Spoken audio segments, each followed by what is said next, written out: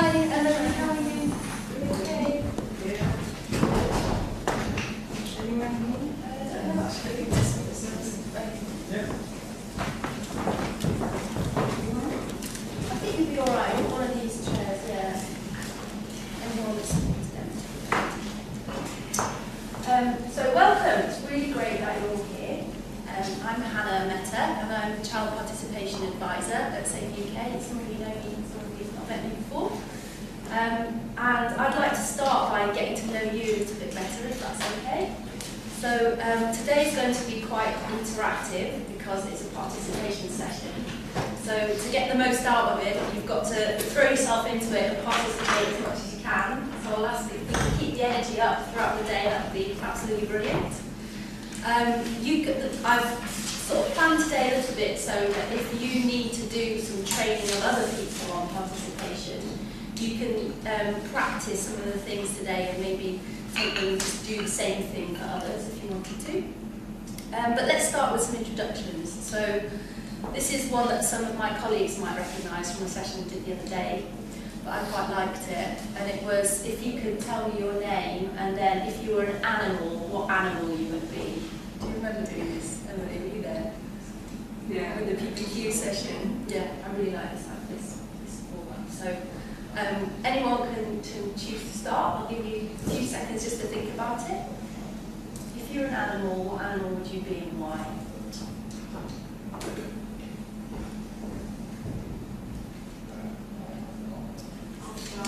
Okay. I'm Anna. I work in the education team in the London office. I think this is quite random. I would be an ant because they're very strong and industrious and efficient, and I work well in teams. Yeah. Brilliant. That's great. Would you mind saying a little bit about what you know of participation already? Yeah. And where you're at? So I have done the child participation training that you run in the office. I work in the education team, so obviously there's quite a lot of overlaps with kind of participatory pictures within the education setting. So I've done I have some knowledge around some ways in which education programming, which ways to involve child participation, child centered learning, things which I can talk about. Fantastic.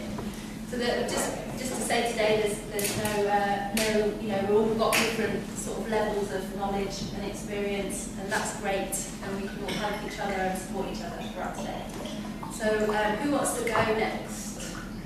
Maybe you. My name is Gloria. I'm from SCC program. I'm an animal of the A bee. Okay. Why is that?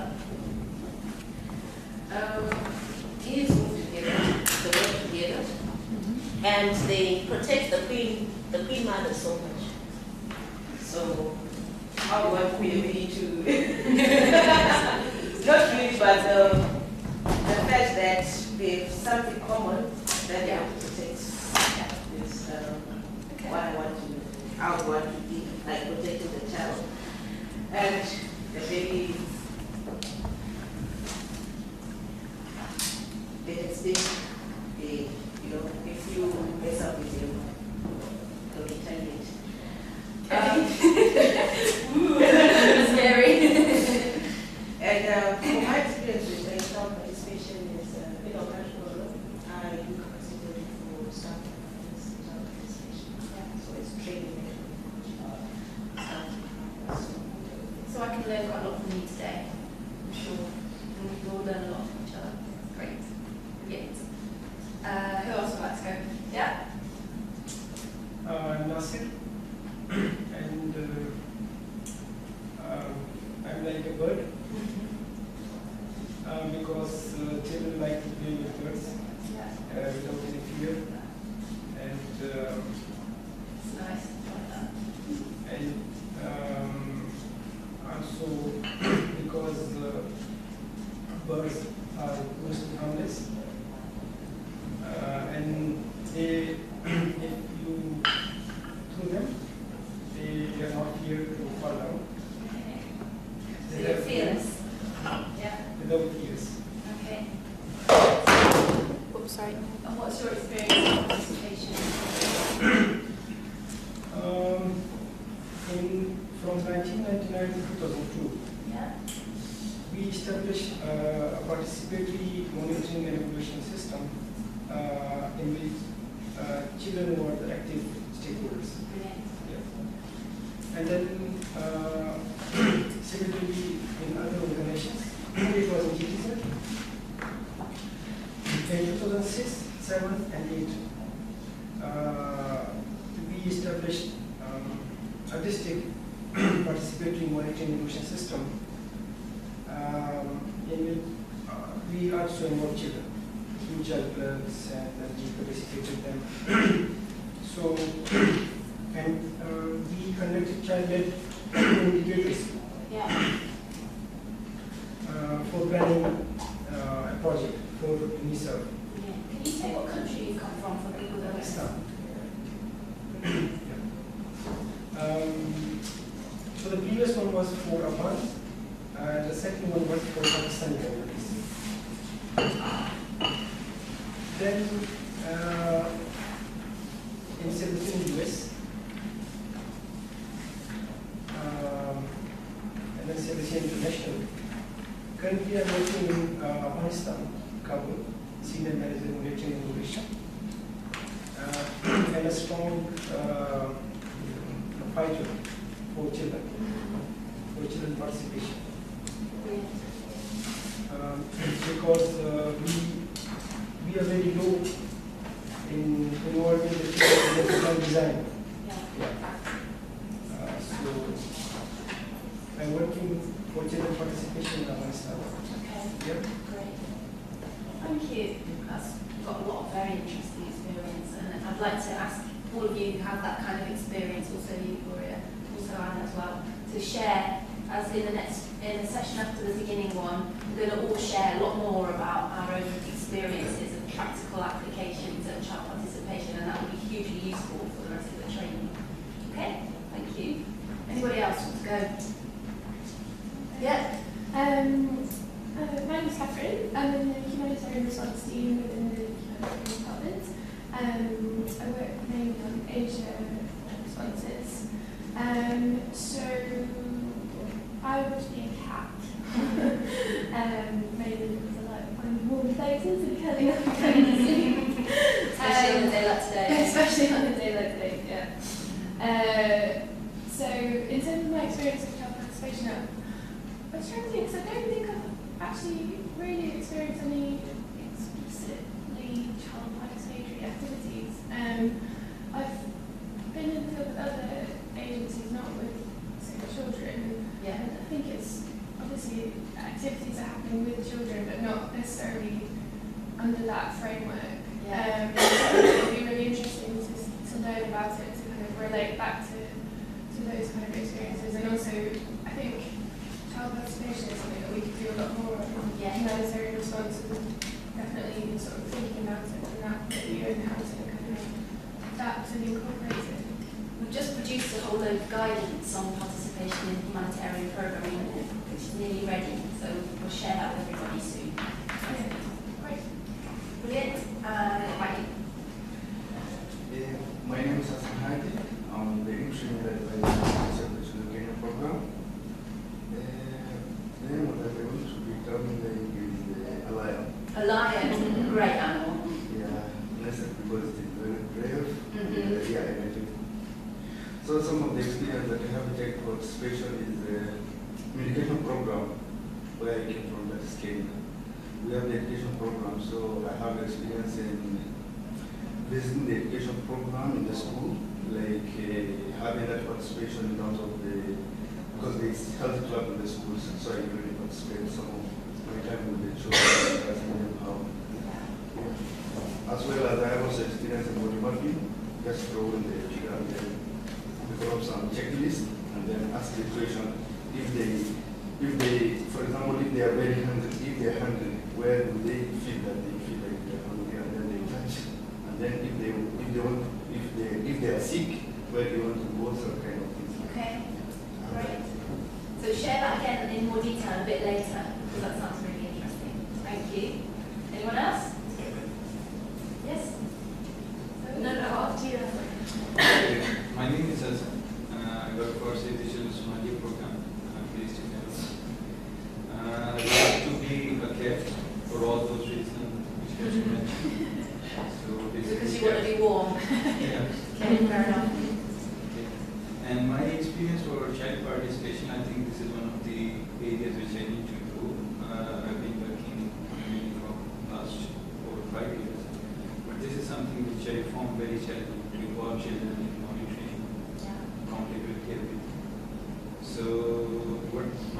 previous experience was like we watched it and the accountability is a sort of exercise to take the feedback and things. Yeah. But I still feel that that was not very sufficient. We should improve this.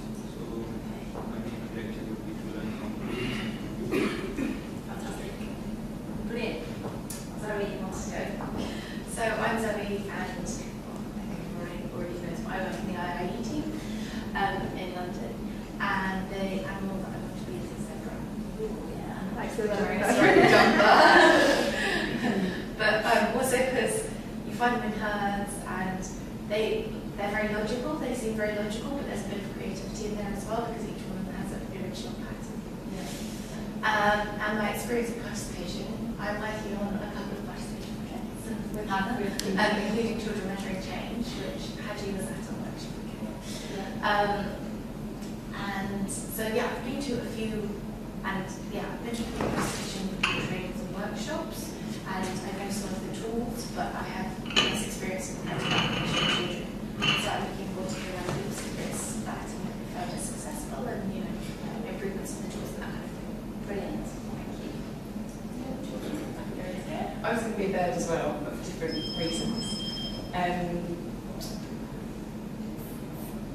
Firstly, because I think birds have a lot of energy, and I can see similarities in that little bird that's just like hopping around, enjoying itself, and myself sometimes, and then also in the fact that they flock together, form a team, and when they see something that they want, they kind of go for it. I don't mean that in a selfish way, but I mean as in if for example today, if there's something that I think would be fantastic in my team, I'm going to go and try and make it happen. So that's sort of darting from having a strong direction.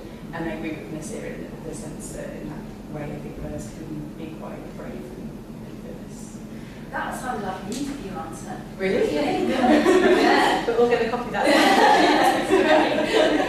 Just trying to add a bit of the fun side of it about the hopping about. Yeah, I would have had a bit more time to think about it. Yeah, you have. I also do very much like snuggling up when there's something about a bird in its nest, sort of, after they've spent all that energy going to sleep. And participation-wise, I haven't had any formal training in child participation. I have been involved in delivering training that included training not on child participation, on gender-focused humanitarian response, and that involved children in an affected community mapping their risk areas, and also focus group type activities where they fed into what they kind of led part of the training in the sense they determined people needs. And I've also been involved in evaluating a project, half of which was based on child's participation in an education contest for children's rights. Brilliant.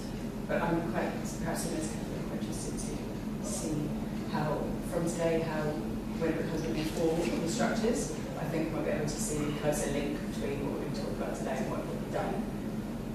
But I'm not necessarily clear on that yet. Yeah. Well, it's really important to say that today is just the beginning, and we all can be in touch with one another to learn more after this session. For people who have specific experiences like they've described, we can all get in touch with them and find out more about that. I'm also working in the office 3 days a week and kind of support. So that's why I've created this thing up here, the car park. So if we have any questions that we can't answer in the day, we're going to stick them on the car park, we're going to park them to the end of the day, and then we can answer them at a later date. Okay? And Emily. Emily, my name is Emily, and I would like to be a cat. Again, another cat. Took so many cats and birds, you better watch out. My reason is different because cats have many lives and can live on resilience, especially when it comes to children. I can go beyond the extra mile to make sure that things happen for children. And of course, I have children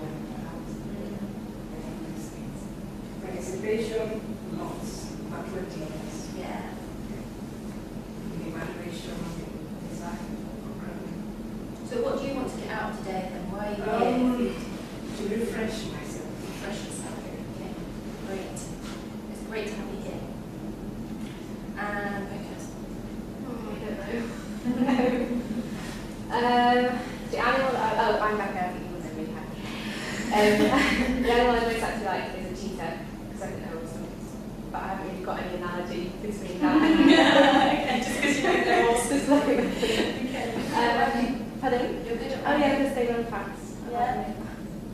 Random sprints down the road.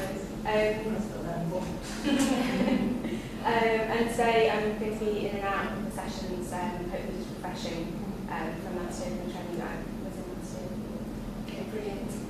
Fantastic, what a wonderful group we have today. Really interesting, diverse experience. The animal I would be a brightly coloured bird as well, because I feel like life is a wonderful thing. I feel, life is a vibrant, colourful thing, and I really love exploring and soaring above and seeing things. That's me.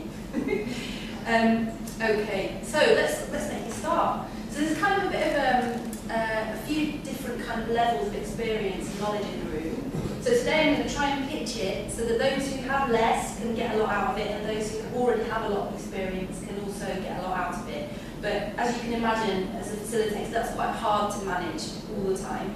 So I'll do my absolute best. But if you find that you're getting bored or anything, I don't think you will do, but if you feel like this is getting too slow or too easy for some of you, tell me. Likewise, if those of you who are feeling like this is quite new to you, then if it's getting too complex, tell me. And we'll try and kind of bring it back and think what we can do differently. This is the objectives for the workshop. So you've all seen the agenda, I think. Hi there, welcome. What's your name? Hi, Catherine. Hello, welcome. Have a seat. Do you want to sit over there, actually? That's good. We just introduced everyone. So do you want to just say a little bit about you before we could start? Yeah, I'm Catherine. I'm an MA officer in the education team at Accountabiliy. And maybe you'll get a chance to meet everybody else a bit later. Oh yeah, I've met everyone. You met them all already, you've been involved, right? That's fine. So this is the workshop objectives. To ensure shared understanding of participation, so to make sure that we're all on the same page, basically. Thinking about the strategic context of participation at Save the Children and the rights context. How we can ensure a meaningful and ethical approach to participation. Because participation is a big term that can mean lots of different things to different people. So meaningful is a really important word in this context. And ethical, it needs to be safe, it needs to be ethical in its approach. Otherwise, we run the risk of doing harm to children, or bad practice can have really bad adverse effects on children's lives. We're going to share practical approaches and examples of participation and practice. We're going to practice conducting an accountability assessment with children. So I think you've already been doing one you did one for SMT, didn't you, for field staff already. So this is one for children and communities. We're going to share approaches to M&E of child participation. So that's not just involving children in M&E, it's also evaluating child participation practice. And then we're going to explore challenges and solutions, and that session is always quite full of, lots and lots of different questions, because it is a fairly challenging thing, doing facilitating meaningful participation. So I don't think that we'll have all the answers necessarily to all of the challenges that you bring, but it would be good to discuss them and to try and propose some solutions to those. And then also to do some action planning as well. Does that sound okay for the day? Do you think there's anything else that you'd like to cover or anything that I've missed from there? No? Okay. Right. Well, what I want to do first is to make sure that we're all on the same page about the definition of child participation. So some of you might be thinking, oh, this is easy. But I have spent 15 years working on participation, voluntary and paid capacity, and I still, when someone says to me, what does child participation mean? Because there's so much to it that I find it quite difficult even to express in one sentence what participation actually is. So that's what we're going to try and do now. What I want you to do is I want you to work in partners. Is there enough people to have a partner? Yeah, brilliant, perfect. Okay, so if you can get up and go and find somebody that you don't usually work with in the room somewhere and sit next to them, that would be brilliant. Again. That's not getting up.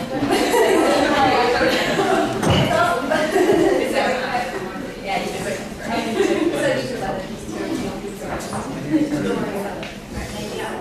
Oh, and then that doesn't mean you too. Oh, if you have a question, well, you should. Sorry. Okay, so you literally have, we're gonna push this even harder in a minute. I'm gonna give you literally 3 minutes, no more, to just share your definition, right? And when I'm saying definition, I'm saying like one sentence. Okay? Share your definition with the person next to you, and then the other person's going to share it, and then I'm going to really put you on the spot for that. So let's try and do it really quickly, concisely, to the point, and literally 3 minutes. Okay? So go. Okay, so Try not to write it down. Actually, it's okay. I would say it's specifically empowering children to have an active role in their lives. Or issues affecting them. Issues affecting them. Yeah. I think like the meaning of the Yeah. Okay, so making sure. Okay, stop. That's 3 minutes. Right. Now what we're going to do is going to stand up. Has anyone ever heard of the elevator pitch before? No? Yes?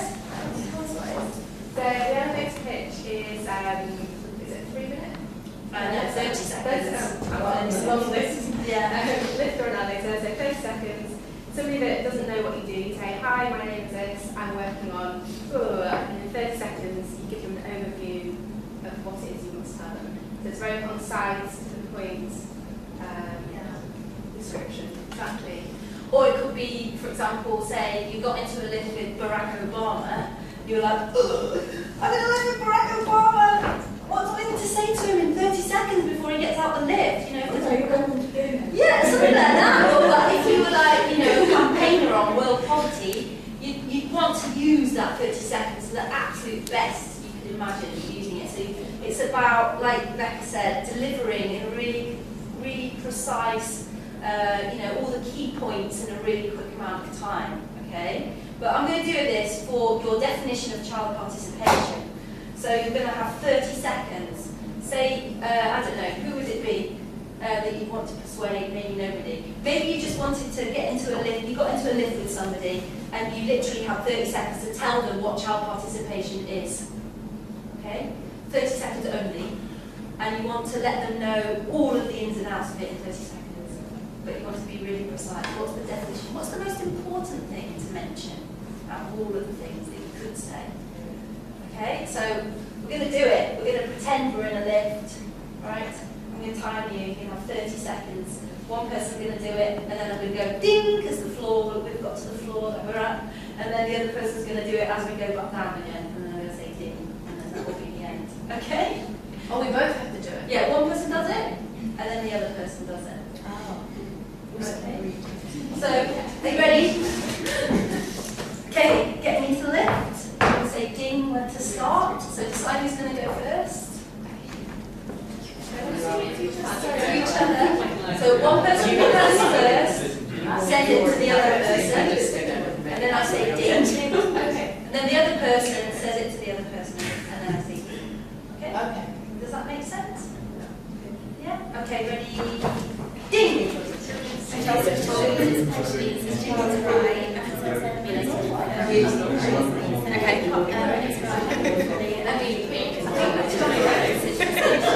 So what was it again?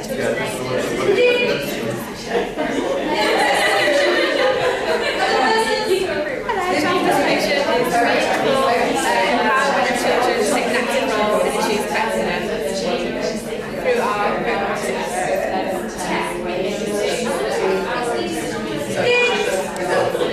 Okay, now one more go. See if you can get it perfect. Ding!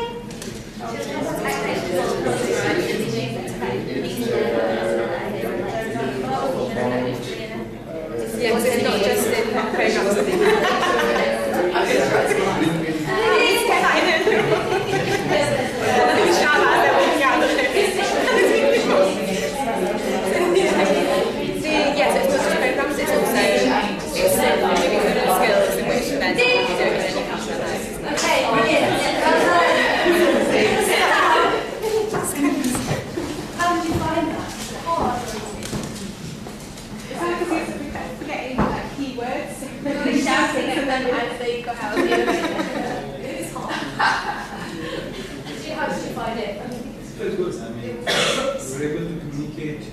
very quickly. Yeah. And we found the keywords to express the definition. Brilliant. So why do you think I did that exercise? Why is it important to do that? Because it makes you think about what the keywords are. Mm-hmm. Once you definitely need to get over that. But when would you need to say something that quickly in your own word about participation? I think when handling advocacy issues, Yeah. because you need to be short and concise. Yeah. Yeah. Anything else? I think. Yeah. Working with people who don't have much time. Exactly. That's, I think, the pressure that perhaps I wouldn't speak for, but definitely in the office around the corner of your mind. Nobody's got your time, so you need to just get to the point. Exactly. And who in our organisations do we need to persuade? Who are the people we need to persuade about participation that we might need to do our elevator pitch, but do it in a bit of a persuasive, quick way? Who might they be? Yeah? Yeah, so maybe people who are not quite on board but have a lot of power. And you're the one kind of pushing this. But if you have your 1 minute with the director in the lift and you say, I think it's really important to do participation, they go there and tell me why, which has actually happened to me. And you think, well, that's an opportunity lost. So it's really, I think, a lot of my job, I don't know about you, is about being a saleswoman actually, unfortunately. I have to do a lot of selling of participation, why we should do it. So that's why I think if you're armed with this, well, it's this, and these are the reasons we should do it, and it comes out very strongly and confidently, then people start to believe in you and they take it on board. So it's good to practice. Right. So if we put meaningful, and this is the key word in the middle, none of these pens work. Are there any more pens? I thought so. Do they work? Which ones?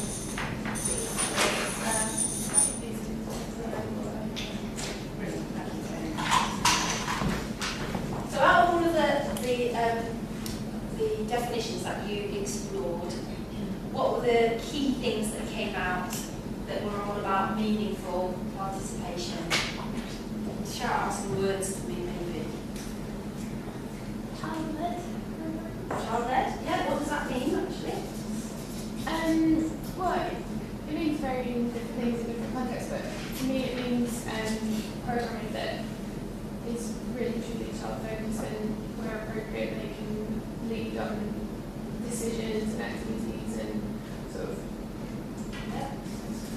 So you mentioned child-focused as well. Okay, quite cute. Anything else? Yeah? Children can influence decisions. Yeah, influencing, that's really important. Yeah, just shout them out to me as I'm writing. Anything else? We said safe. Safe, yeah? Their voices are valued. Sorry? Their voices are valued. Yeah, valued voices. And can you maybe explain a bit more about what valued means? Yeah, their feedback or opinion is taken.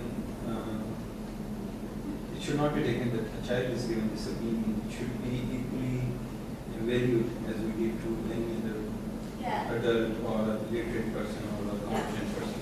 So as stakeholders, you can say equal stakeholders, but you could also say primary stakeholders because we are a children's organisation, so they should be, right up there. Voluntary, yeah. So some of these are the practice standards on participation that are coming out. Well, you're going to have to wait. Empowered. Oh, they're empowered, yeah, exactly. So when is participation not empowering? It's not voluntary. Yeah. When you're forced to do it, yeah. Any other? It's tokenistic, so you've got non-tokenistic. Yeah. What does tokenistic mean in this context? So you might be involving children, so you've got children on show, or to say, well, children are saying this, and actually that's not coming from there. Or you want nice pictures and stuff. Yeah. Has anyone ever been asked a question about something and then they realise when they get home that actually there was no point to that meeting because the decision had already been decided? Does that always happen? Does that happen to you? How did that feel? Yeah, many times. Yeah. So how does that feel? You do a load of work, you asked your opinion, and then you find that actually none of it was taken on board and no one told you why. It feels terrible. So children feel the same. So that's tokenistic participation, really. Anything else? I was thinking, you know, when they say if you want to tell a child off, you should get down to their eye level because you're not threatening. Okay. But I'm trying to think, is the word not threatening or is it child sensitive? I can't think of the right Child word. friendly? Yeah. Yeah. Sort of child friendly approaches? Yes. Right space. Pardon? Right space. Right space, yeah. Show one more. When we put inclusive, Inclusive. gender, sex. Yeah. Okay. Great. So I'm going to show you Save the Children's definition, which I don't like because it's really long. But it might be useful for you to have this to use with others. We'll go back to this in a second. Sorry, it's a bit small, but participation is about having the opportunity to express a view. So the opportunity is the key bit, because if we don't create opportunities, then even if children have views, they cannot express them. So what might an opportunity be? Any ideas? How can we create opportunities for children to express their views? What might that look like in practice? Yesterday we talked about complaints handling, so Yeah. child-friendly complaints responses. Yeah, exactly. Designing activities that involve children, that they can see, they can influence the things. Yeah. So consultation, for Yeah. example. Focus on discussion. Yeah. So those are the, there's lots of opportunities, but we need to create them, especially for the children who are most marginalised and don't have a voice currently. So we need to break down those blocks to the most marginalised children, so make sure that they can express their views. And then you mentioned, was it you who talked about influencing? Or was it, yeah? Influencing decision making and achieving change. So one of the key things that Bergie might have talked to you about already earlier on is about listening to children. But then, yes, that's very important, but if it cannot influence anything, then it's not quite as meaningful. So it's not really participation, just listening to children and nothing happening as a result of it. It's about influencing and it's about achieving change. And change can be as small as children having a nicer classroom because that's what they want, or it can be as big as a change in a law. It can be really small or really big, but change is what's important to the children, and that's what matters. I think also, just the idea that it's about relevant change as well. It's Exactly. not the top-down approach, it's actually creating changes which have been informed by, Exactly. So it's the informed and willing involvement of all children. So you would have talked to Bergie already a bit about information sharing. So how can children do any of this if they don't have the information to base that decision on or that action on? They need to be informed, and it's their right to be informed. And the willing involvement of all children. So we've said, and actually this has happened when people put a load of children on a bus, bring them in, they didn't know what they were getting involved in, they just arrive, they're consulted, and then they go home. Actually, that's not good practice at all. It needs to be their willing involvement, their informed involvement, that they've consented to take part, including the most marginalised and those of different ages and abilities in any matter concerning them. And children's participation is a way of working and an essential principle that cuts across all arenas.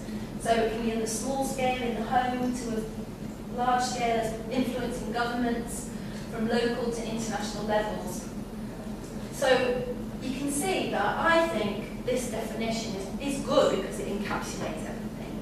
But I think that for the field of child participation, it sometimes works against us to have such kind of long-winded definitions, because then it means that different people say different things and we're not a united front, and people can get confused quite easily about what participation is.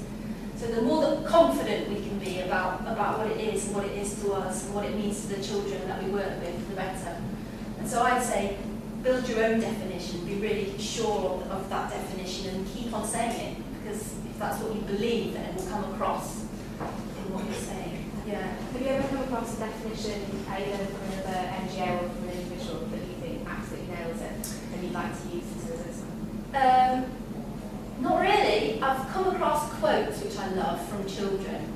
Like there's one which is you have to welcome me at the beginning of your train journey, because if I try to get on halfway through the train journey I might get injured. I like that. So just simple quotes from children, really, I think, kind of hone in on it. Yeah, I'll keep searching.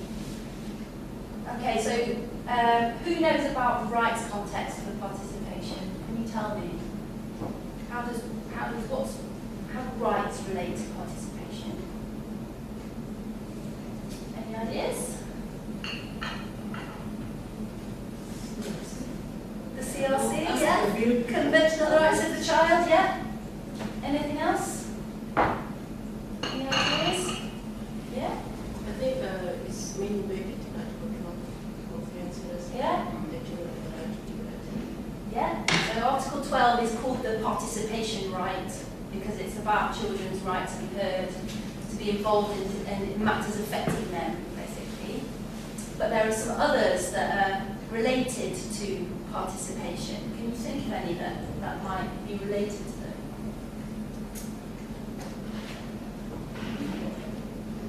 We talked about information. That's one. The right to information. Yeah. So why is that linked to participation? Freedom of Association, Article 15 or 17, I'm not quite sure, one of them. Why would that be? Children's right to the freedom to associate with other young people and children. How can that link to the fulfilment of their participation right?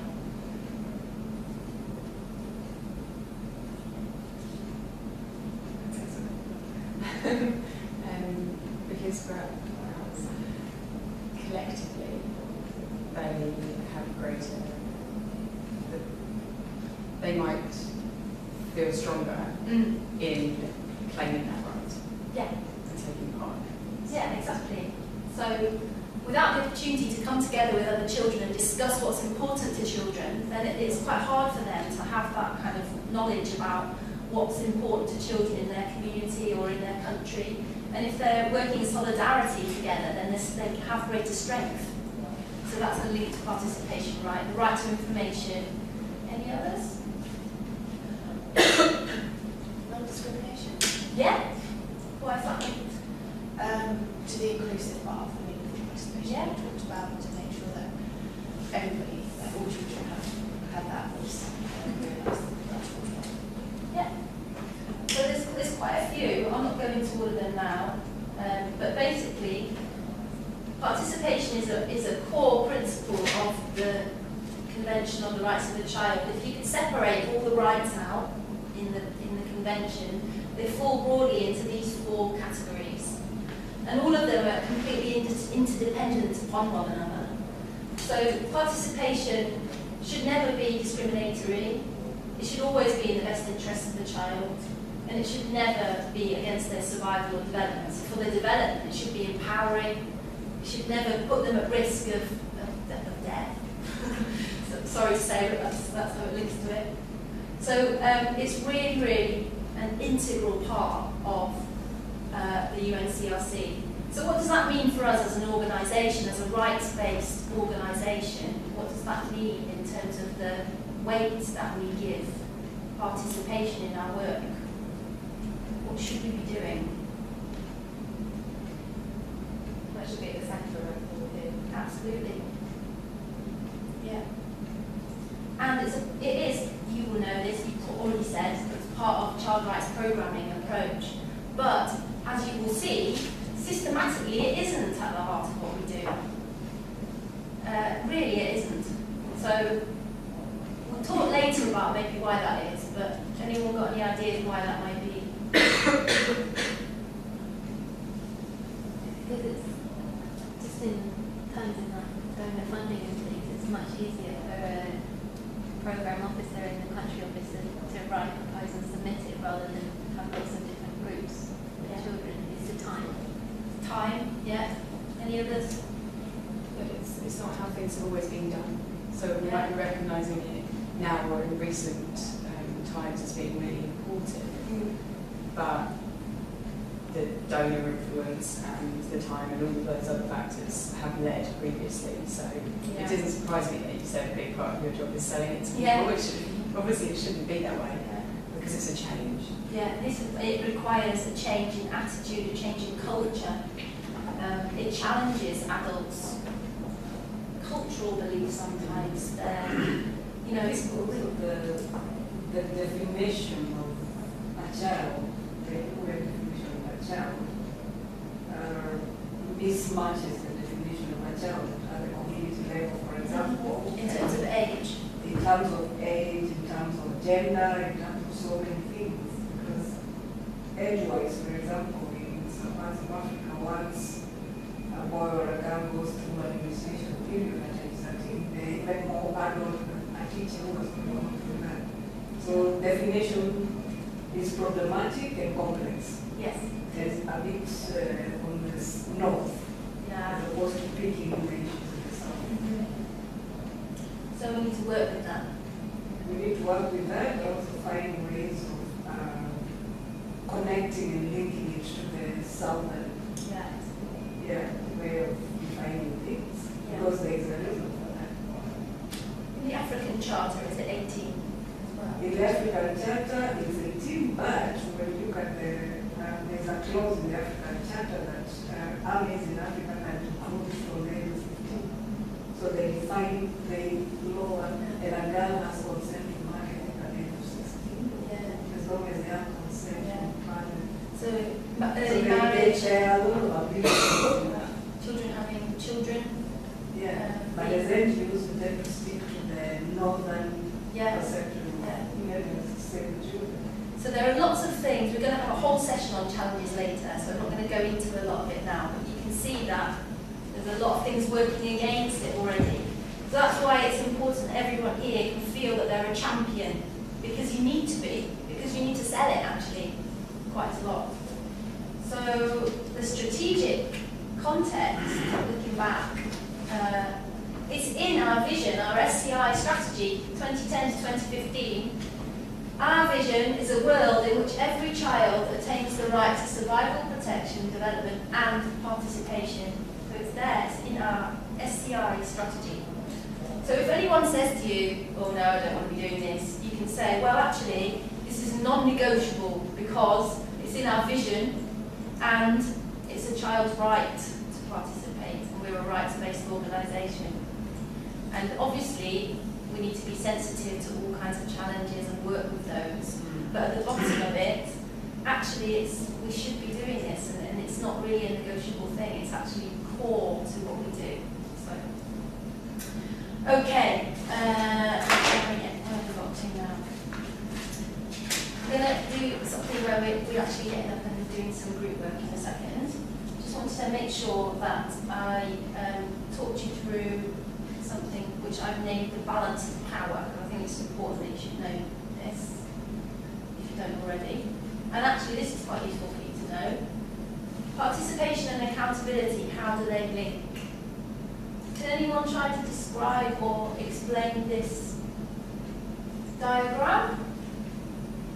Which I find quite helpful.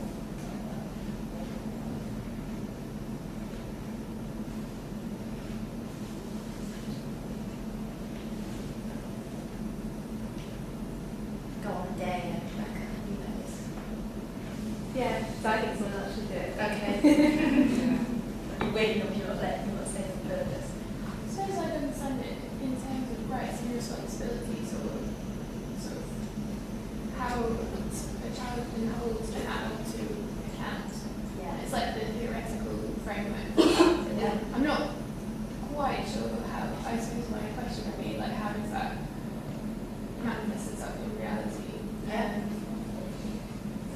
Well, our team has struggled with this as well because it's not clear.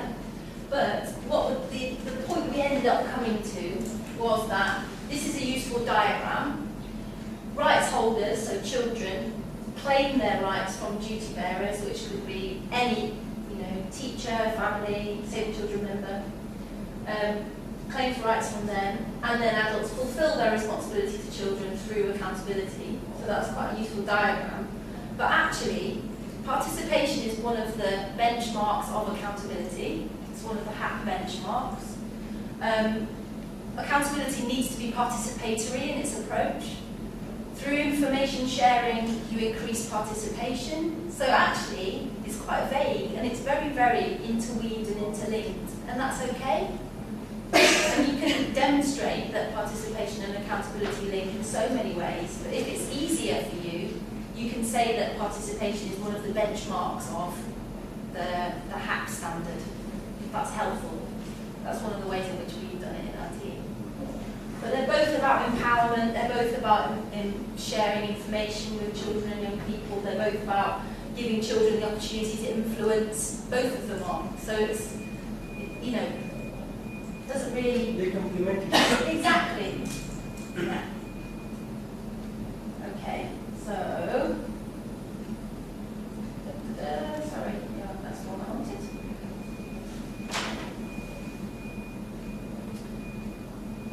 So you may have heard, anyone here heard about Hart's ladder of participation or anything like that, any kind of models which kind of show levels of power of children, yeah?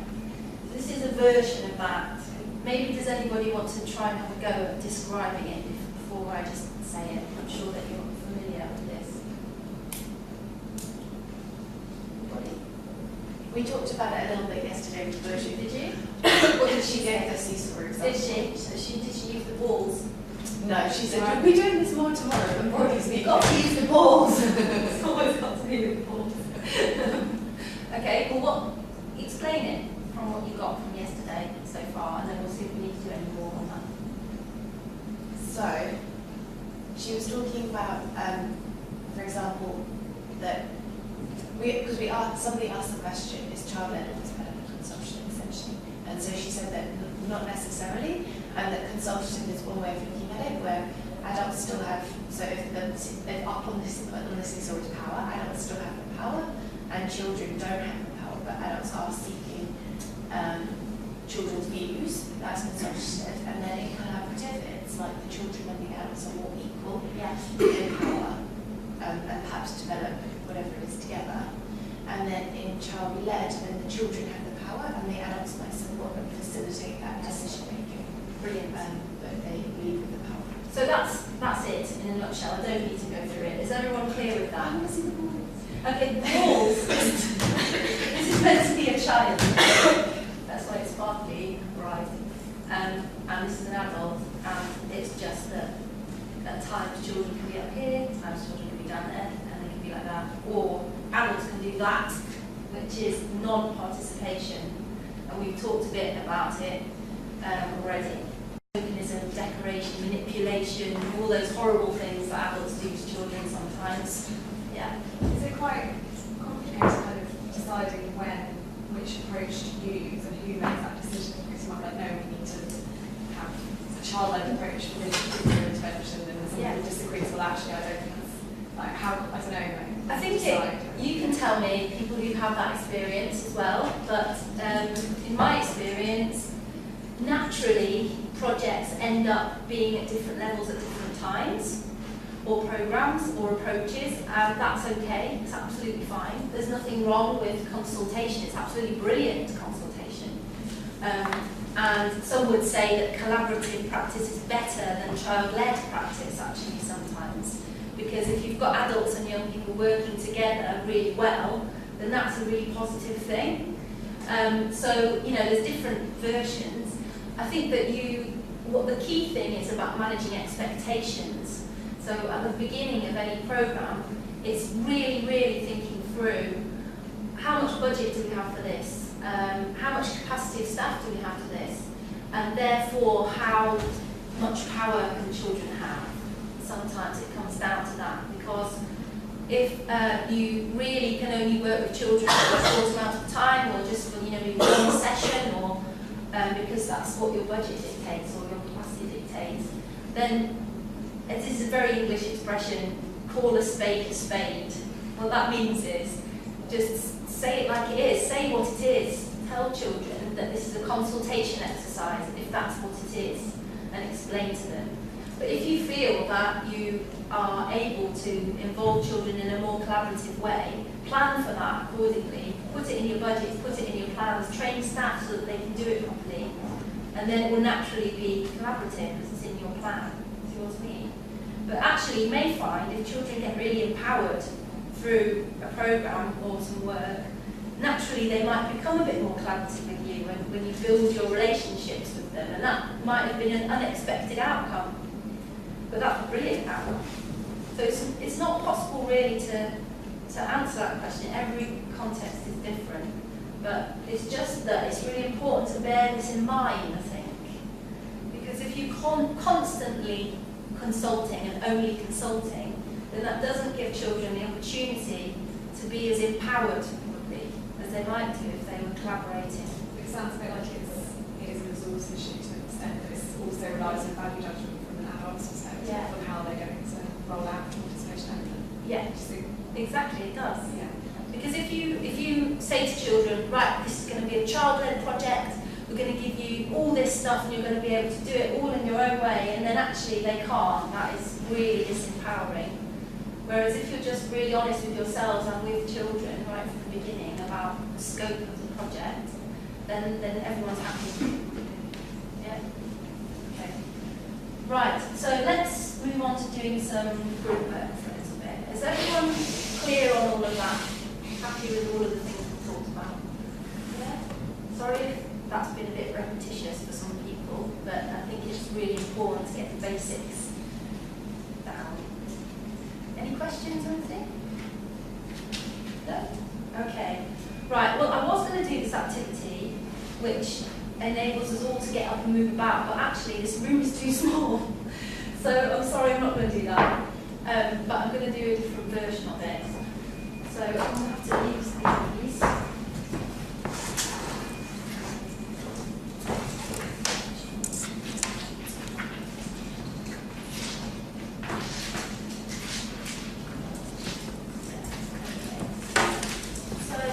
This is a guide that you're most welcome to take away. I'm going to use something in the back of it for this next activity. Thanks for handing them out.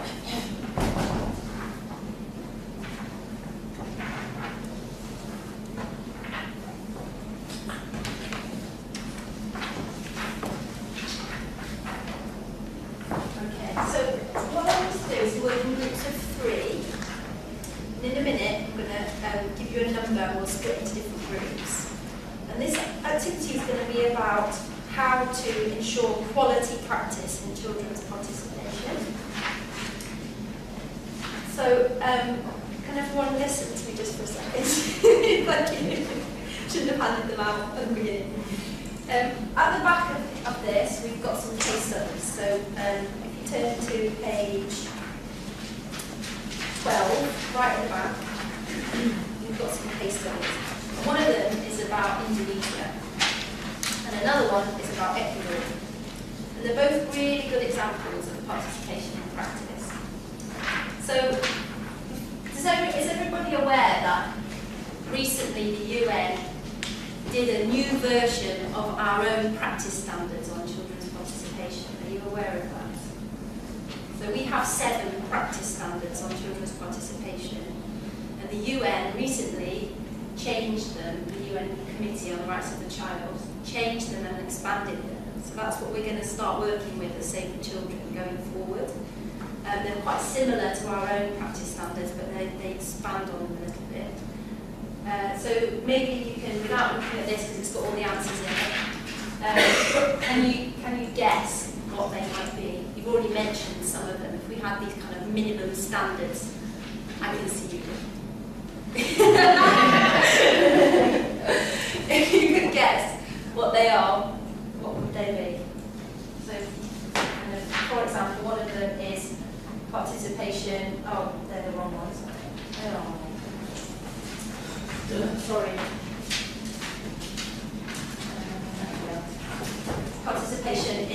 voluntary. You've already mentioned that one. Participation is safe and sensitive to risk. Participation is child-friendly. Participation is inclusive. Can you think of any others? There are a total of 9. Situations are right. No, that's not one, but it's good. Should be. Ethical. No. Trained staff. Yep. So participation is supported by training for adults. We've got 1, 2, 3 left. Did you mention safe? Yes. Inclusive. Inclusive, we've already mentioned.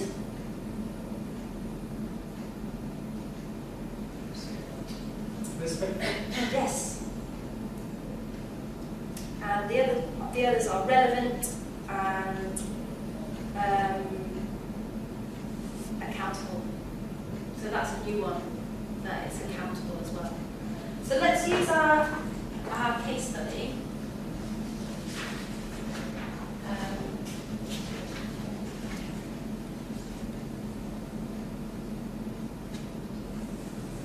There they are, that's them.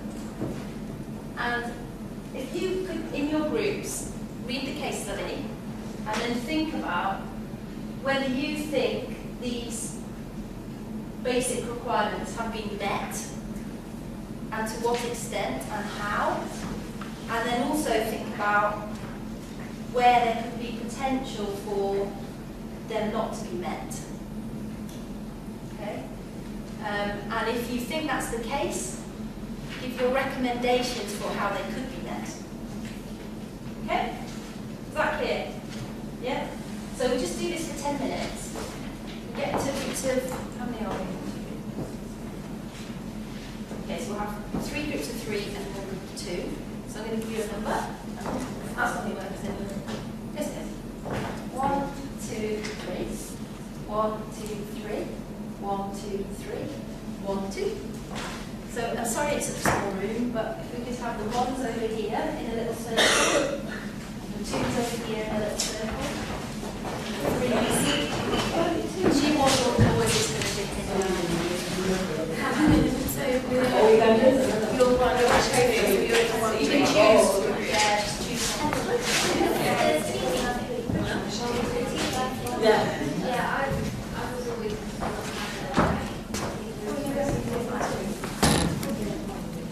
Oh, sorry. I just want to stick this up here out of the way.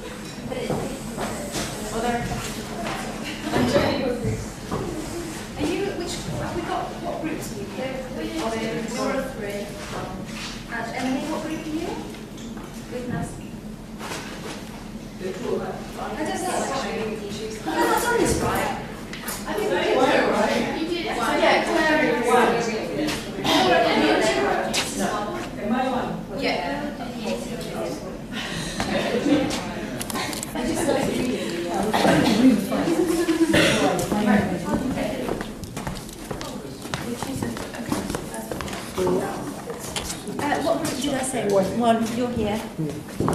Are you all one? Yes. Yeah, I've swapped. So we were going to involve the children in reviewing their own care homes and then presenting the feedback to the care home staff. You can imagine that's, as a, say, the children's staff member, you might think, oh, that could be potentially quite risky. But they did it and they managed it extremely well, and actually it was a very, very empowering process for the children, and the care home staff really responded very well, and the children were able to provide some really, really persuasive research, and it really had a big impact. So I think it's amazing, but I think it's a really interesting one in terms of all of this. So maybe we could take it in turns just to give our feedback. Do we want to do it by each one, or would you rather just give all of your feedback at once? What do you want to do? We went through the different standards and then ask those questions of each of them. Yeah, I'm sure everyone's done it. Do you want maybe just each group feedback everything that they discovered and keep it fairly brief? That would be really good. Let's start. Do you want to go? Okay, you guys fill me in here, all of the other ones. So we felt overall, I think most of those requirements were met. The key one that stood out was voluntary. So it seemed that they had directly invited 60 children, so it wasn't necessarily a voluntary process. And we weren't sure whether it was inclusive either, because that wasn't mentioned in the report. And I mean, I feel a bit nitpicky because it does sound like a really good project. It's important to do it. But it said like during the project, staff became increasingly aware that it's crucial to ensure participation is voluntary. So we were thinking, what did that actually mean in practice? Were there negative effects on the children or that kind of thing? Yeah. And we also talked a little bit about, linked to that is that then also they realised that all staff needed to be trained, so we said that we would make sure that all staff were trained before it started. Well, then if you realise that actually go along with it, as you say, it suggests that something's sort of got a bit wrong. Yeah. And then also at the end, into 8 and 9, whichever ones they are, safe and sensitive to risk and accountable. At the end it says most institutions acknowledge their limitations and areas of weakness. There's just not enough information on the repercussions of that, so that we don't know what changed as a result, basically, and whether children were kept informed of that, just in terms of the accountable, and also just to make sure that, because obviously, as you say, those carers, the ones that are taking care of those children, that they continue to be safe after the research was finished. They were all really valid points. Your voluntary one, I think that there's a difference between inviting children and them sort of being shipped in, if you like. I think you can invite children, and then as long as you give them the information on which to base their decision about whether they do participate, then that's voluntary. But if you're just telling these 60 children that they're coming, regardless, then that's not voluntary. So it can be voluntary, it's not as in they volunteer to do it. It's more that they could do, but if you invite children and they're happy to do it, that's also voluntary. So of their own will. Yeah. Yes, I think you're quite right about the training. And I know that this project, they did do quite a lot of training in advance, but I'm sure those who've had experience of working on participation can say that when you're in the middle of doing a project, sometimes things come up that you didn't ever expect, and then you need to do further training. And I think that's what happened here. Yeah. Was there any other points? Just the accountability thing and the safety of repercussions after the project's finished. So in this case, it has been handled very well, but I don't know how it's going now, because, like you say, funding runs out for projects, and then what's our responsibility to keep going back to those children and so on. So I don't think there's any negative repercussions at all, but they might not know that at the moment. But I think they would have put that in their exit strategy, and they would monitor it. But that's something really important to think about. Yeah. Okay. Does anyone else want to analyse what requirements were met or not in this?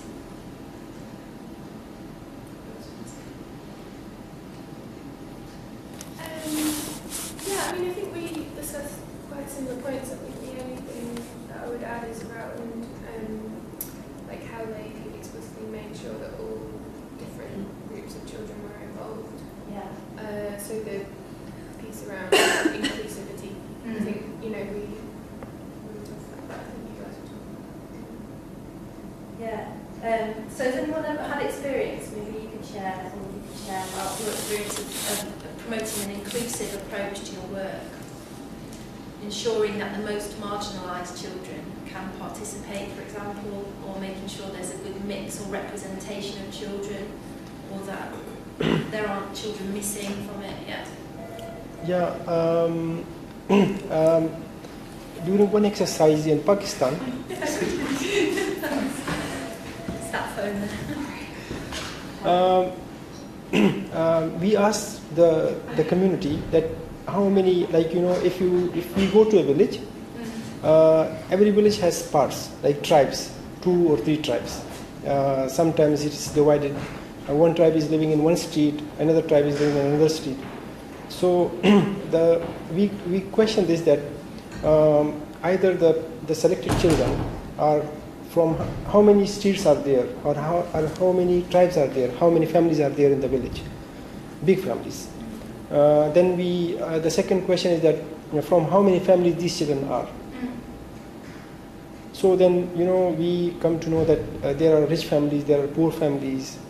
So that's the way that we ensure. And then similarly for girls group and similarly for boys group, we ask these kind of questions during selection. And is there any disabled child or girl in school? Which language they speak? So these kind of questions during the selection process. Okay, great. Thank you for sharing that. Anyone else got any other recommendations? Do you have any? No? Yeah.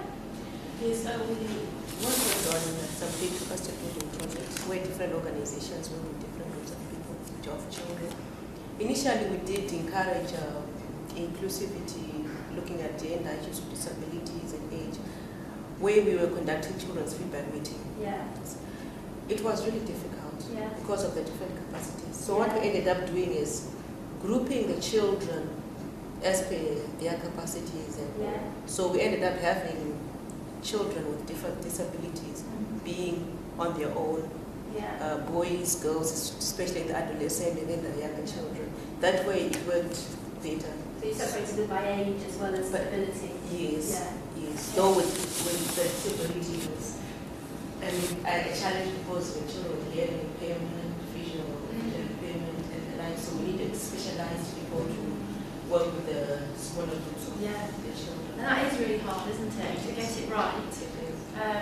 I think that the most inclusive approach, although you have to tailor it to what your context, isn't it, is about having a group where everyone's needs can be met, but practically that's sometimes really, really difficult, isn't it? Especially if they're quite severe disabilities and so on, and that's when you might have to have a specialist to work with them. Hi Jess, you want in? How are you? Thanks for coming. But certainly separating younger children from older children is, that's normal really, isn't it? If it's going to be easier for them to participate in different groups. So having to think about it from your own experience and your own context to make the right decision. The problem is when you label children, or if they're given the label that they've got a lower capacity than others, then it may be stigmatising for them. But if you handle it well, then it might not be.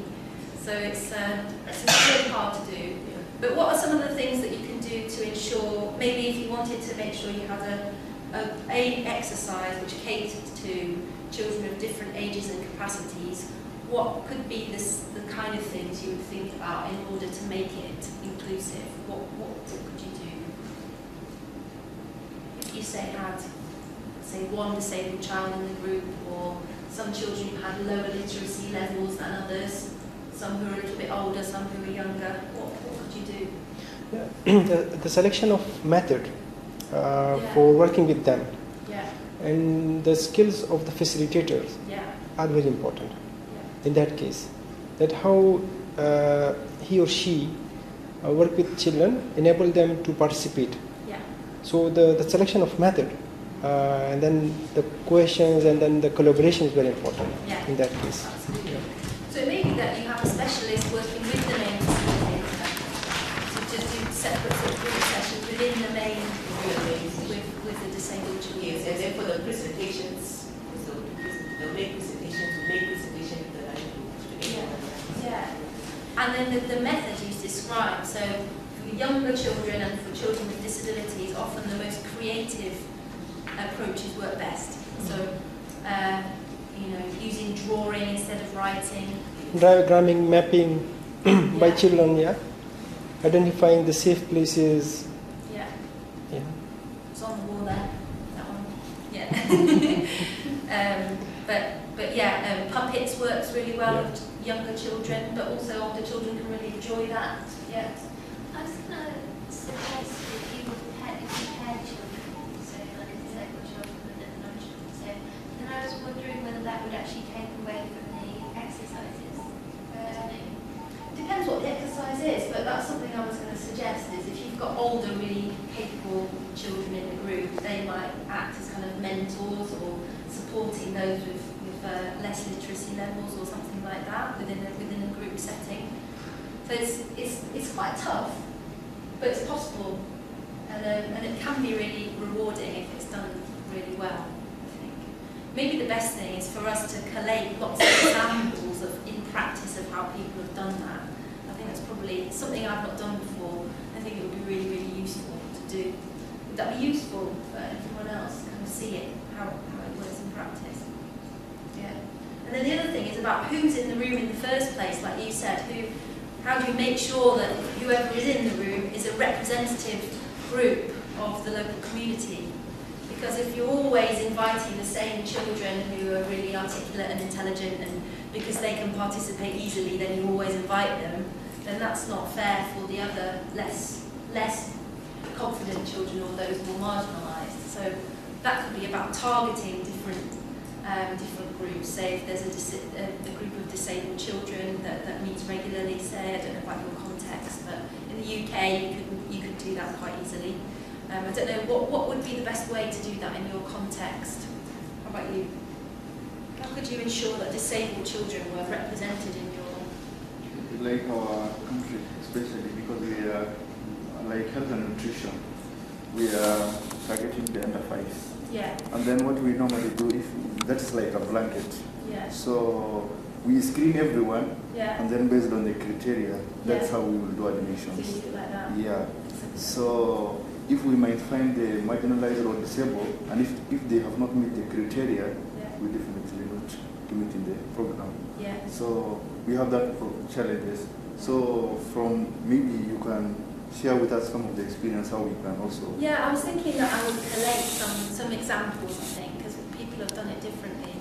It's really important according to gender as well. So let me do that as a follow-up, okay? Because we don't have time to go into a lot of depth now. Yeah. Just what we've done in some programs was work with the children themselves, identifying other children who would attend any of the feedback meeting. We Yeah. first developed the criteria with the children, and the criteria will including different categories of children amongst themselves, and from there the children will select those who they want they representing Yeah. themselves, rather than the officer picking the children, Yeah. because they will always pick the same child over and over again, Yeah. and children always complain when they pick the same child. So if you have a fair election process, Yes. so if there's a groups of young people already meeting, like say in Bangladesh they have a children's task force, for example. Some countries have a child parliament or different groups of projects, say, and children elect who they want to go. Exactly. Yeah. Really good process. Yeah. Yeah, please. Okay. I was just thinking, I remember visiting a project in Albania, and they'd set up a community group of mothers with disabled children Yeah. who would meet together and just discuss issues. Yeah. And we met with one of the mothers, and she said the best thing about this project has been like recognising that there are other people with children with disabilities in the Yeah. community, and being empowered to actually take my child out of the house, because I never did it before because Right. of the shame in the culture. Yeah. And I was thinking, if you're trying to have an inclusive project and you're working in a culture where disability is such a stigma, would you actually cause more harm by trying to do that, or should we try to promote it anyway? Well, I think that anything that you do on children's participation needs to be safe and sensitive to risk.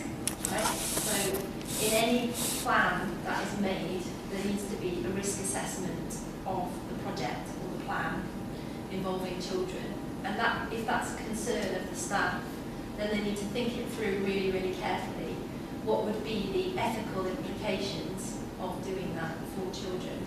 Would the benefits outweigh the negatives? Actually, would it be a really positive thing to get those children out of those houses? I think it probably would be. Would that outweigh the negatives? And if it does, then what can be put in place to mitigate those risks? community need to do in order to make sure that that is not going to cause harm to those children. So that would be an integral part of the project itself. Probably before bringing out the child to participate, there would need to be some awareness raising with community members, some awareness raising, some, really thinking through how to mitigate the risks. So I think it's possible to do it, but you're right, it really needs to be thought through, planned for really, really carefully. And I think we should not blame culture all the time, because obviously we know there are cultures that are progressive and there are cultures that are retrogressive. And as NGOs, we are agents of change. Yeah. And we fully understand and accept that all the children have to be involved in participating in activities, and simply because the culture of that place says a disabled child has to be hidden, that's a retrogressive culture. So we need to identify some of the reasons the communities believe that children with disabilities should be hidden, and then try to demystify those reasons. Yeah. Come up with facts and show them and demonstrate how these children can participate. Yeah. Try and reverse the thinking of the communities. Yeah, absolutely. Because some of the thinking is based on long traditional historical reasons, but things have changed over time. Yeah. So I know that basically I'm really sorry to cut this discussion a bit short, because we could honestly talk 3 hours about this, okay? Because there's so many different contexts. But I'm going to do that to give you a break, okay? But I think it's really important for you to reflect upon these. In this handout, there's a quality checklist, okay? And you'll see later how you can use these basic requirements to assess your own practice and to do planning and so on. I'm going to talk about them more. On this page, on page 11, all of the requirements, and then against each one, you've got questions about key indicators according to each one. And then you can either tick, am I already doing that? And if you're not doing that, what action do I need to take in order to make sure that I'm meeting these, what they are called basic requirements, so they're minimum requirements. Without these, it's not meaningful participation. So it's very, very important that these are adhered to. And like we've discussed, that they are built into plans well in advance. That then there's no risk that they're not going to be met. One really, really, really important one in all of these is the one about being safe and sensitive to risk. So, that's linked to child safeguarding, obviously. And if you feel that in your country programme there's not adequate training on child safeguarding, or staff don't understand fully the implications of child safeguarding, and that's one thing you can do immediately to ensure that participation is meaningful. Also, things like risk assessments are crucial, like we've just mentioned, for ethical practice and ensuring that any participation of children is safe and sensitive to risk. It's really, really important. So I have to go on about that. It's really important. There's some information on child safeguarding that's in a handout at the back if you want to get that, and also we've got a basic requirements. Copies as well if you want to take this. The new document, it's in draft form, but it's the basic requirements, and then for each one kind of detail of what you need to do to achieve them. So that's there for you to take as well. So if everyone's happy with that, I think we should have a break for a quarter of an hour. Is that okay? Yeah? We'll come back, we're going to do practical stuff. Alright? Yeah. Come on everyone, let's go. Let's get to the analysis section. And so this is obviously crucial for children's participation throughout the rest of the programme cycle. If they're not involved right at this beginning bit, it's really hard for them to be more consistently involved at the rest of it. It's also harder for them to hold us to account if they've not been involved in planning the programme, because they can't remember what was decided at the beginning. So They won't be able to say, well, you said you were going to do this, you said you were going to do that, and why haven't you done this? And you made this promise. So it's really important that children are really involved at the beginning.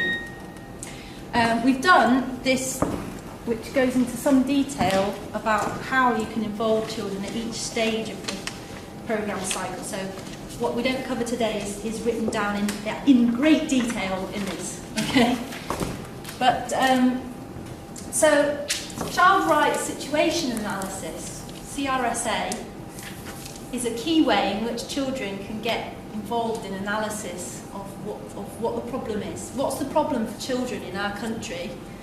So can you think of any ways in which children might get involved in a CRSA or a child rights situation analysis? Does everyone know what that is? Just sorry, I'm not meaning to patronise, but I just want to check.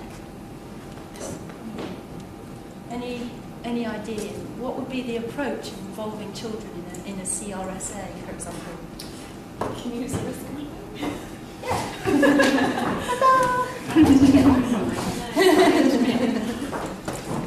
What would be the steps you might need to go through, for example? Not just the activity, but how do you set that up? How would you start that off? Has anyone done that?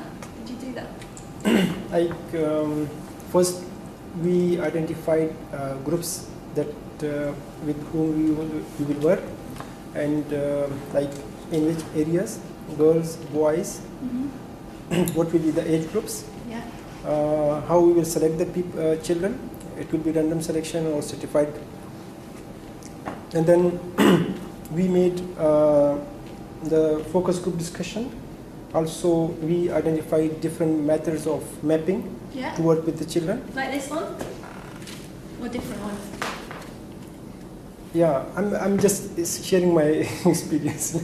I don't know, So we selected school children and children from out of school.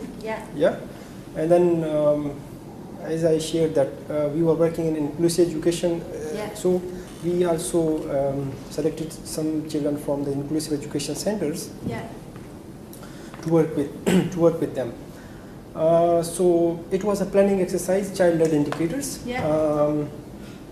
So we worked with the children, we involved them.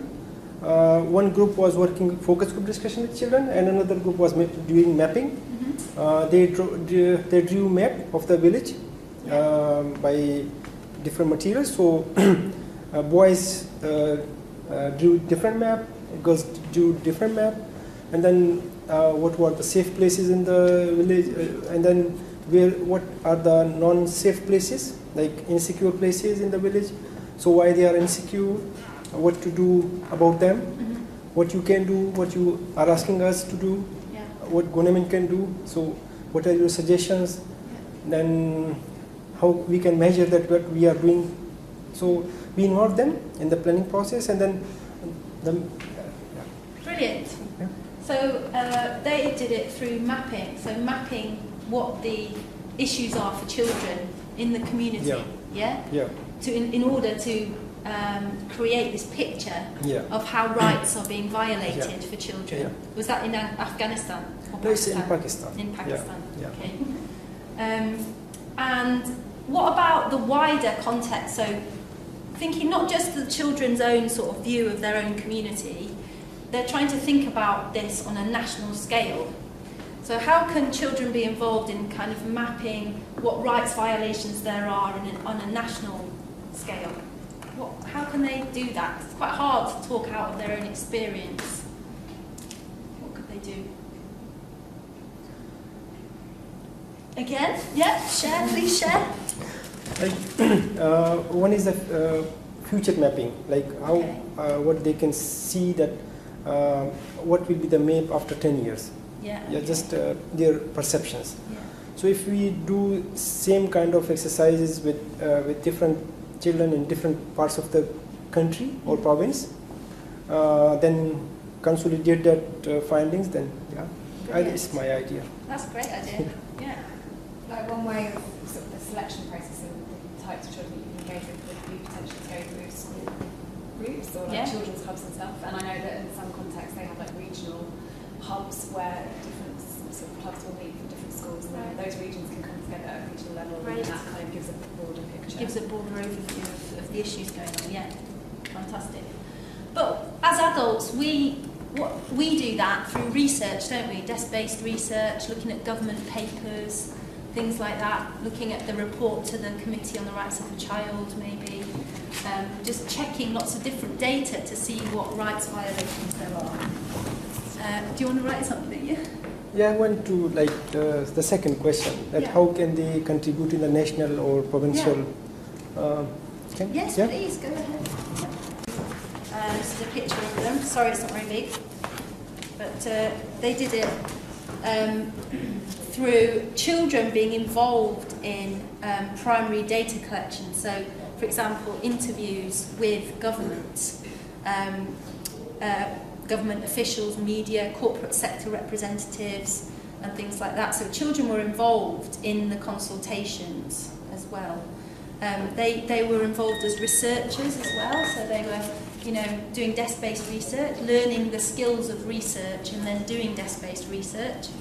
And some of this question we had about inclusive practice earlier was about reaching the most marginalised, because there were information gaps on certain children, the most marginalised children. In Cambodia, for example, they visited and purposefully selected children from the poorest urban areas where migrant families and children are living and working, ethnic minority areas, children of Vietnamese parents who are stateless children, children affected by floods and migration, and children living in institutions, so that they could get a really good picture of what the real needs of the most marginalised children. So there's lots of ways. You can do a simple consultation, ask a group of children, a representative group of children, or it can be much wider than that, using learning groups like that, involving children every step of the way, really, in the process. So, that's a really strong area that they can get, because it engages them in the work of Save the Children to be involved right at that early stage as well. So this is a community risk mapping, which is what you mentioned. It's a really great tool for analysis. So you described it perfectly. Just asking the children to draw their own community and then marking on where there are issues. So you become a school or a house or a health centre, a place of worship. And then, I'm sure you must have seen this before, but the problem tree, has anyone seen this? Do you want to describe it? Can I just ask you a quick question about this one? So, I found trying to do this exercise with adults in Afghanistan where they don't have this paper-based pictorial culture almost impossible. Did you? Okay, interesting. Communities just couldn't get it at all. Yeah. So is there an alternative? What about walking around the community? Yeah, child-led. Projects as well. Child-led tour or something like that. There are also other methods of doing this when users participate in learning and action approaches and methods, like using stones and things like that. Yeah, on the ground. Just imagine and treat branches. Or role play. And it works just as best. What we did in one of our area, that children were not getting our point, what they should do. Yeah. So what I did, I drew my school because we wanted to know that how many children were leaving at school at break time. Yeah. Either they are leaving or not.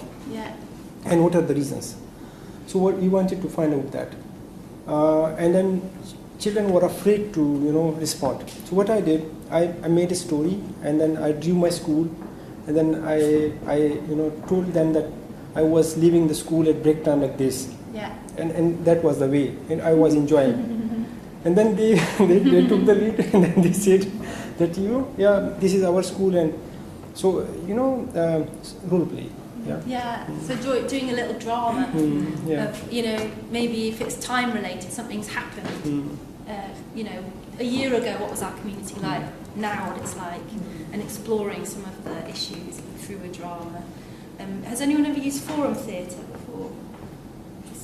Where you ask the children to do a play, and then they perform it, but the audience is allowed to stop the play at different points throughout it. Interactive. Yeah, and then, so for example, they would ask one of the main characters, stop, they say, stop, freeze, and then they say to the main character, why are you doing that? Or you know, if it's the father of a family who's of domestic abuse is being shown, then they say to the father, why is it that you're doing that? So the father would then answer in role, and they'd have a discussion about it, and then they carry on the play.